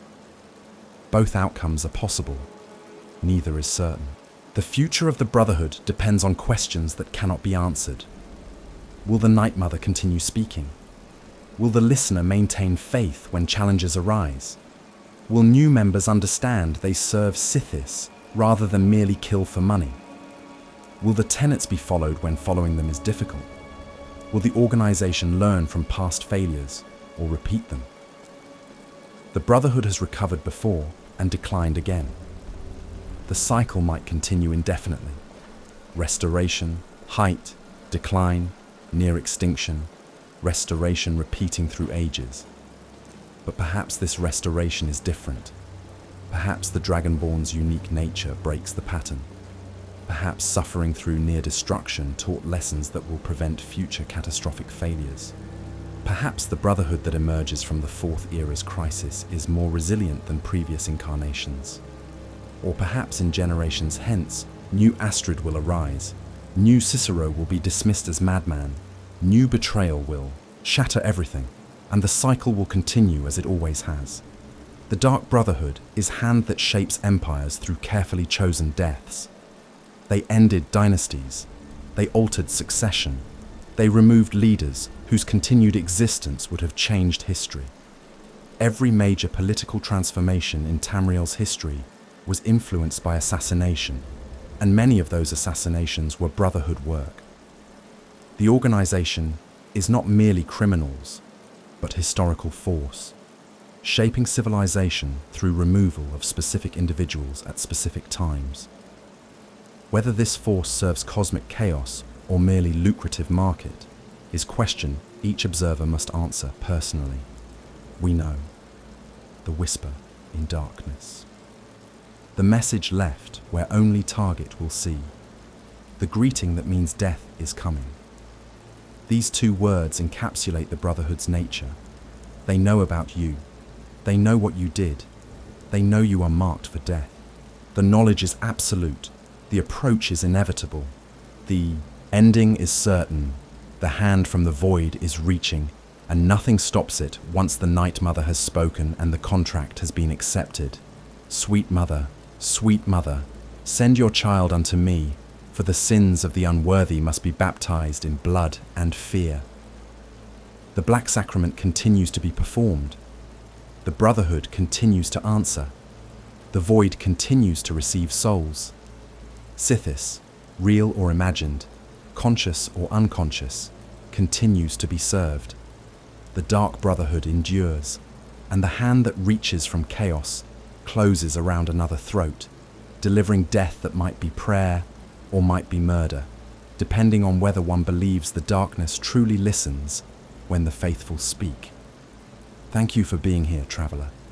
The Brotherhood's secrets are revealed, the mysteries are explained. The hand from the void has been examined. Whether you believe they serve chaos or merely profit from it, whether you think Sithis is real or myth, whether you see them as priests or murderers, the Brotherhood exists. They kill, they endure, and they will continue as long as someone somewhere, desperate enough to arrange flesh and bone in darkness, speaks the words that summon them. Hail Sithis!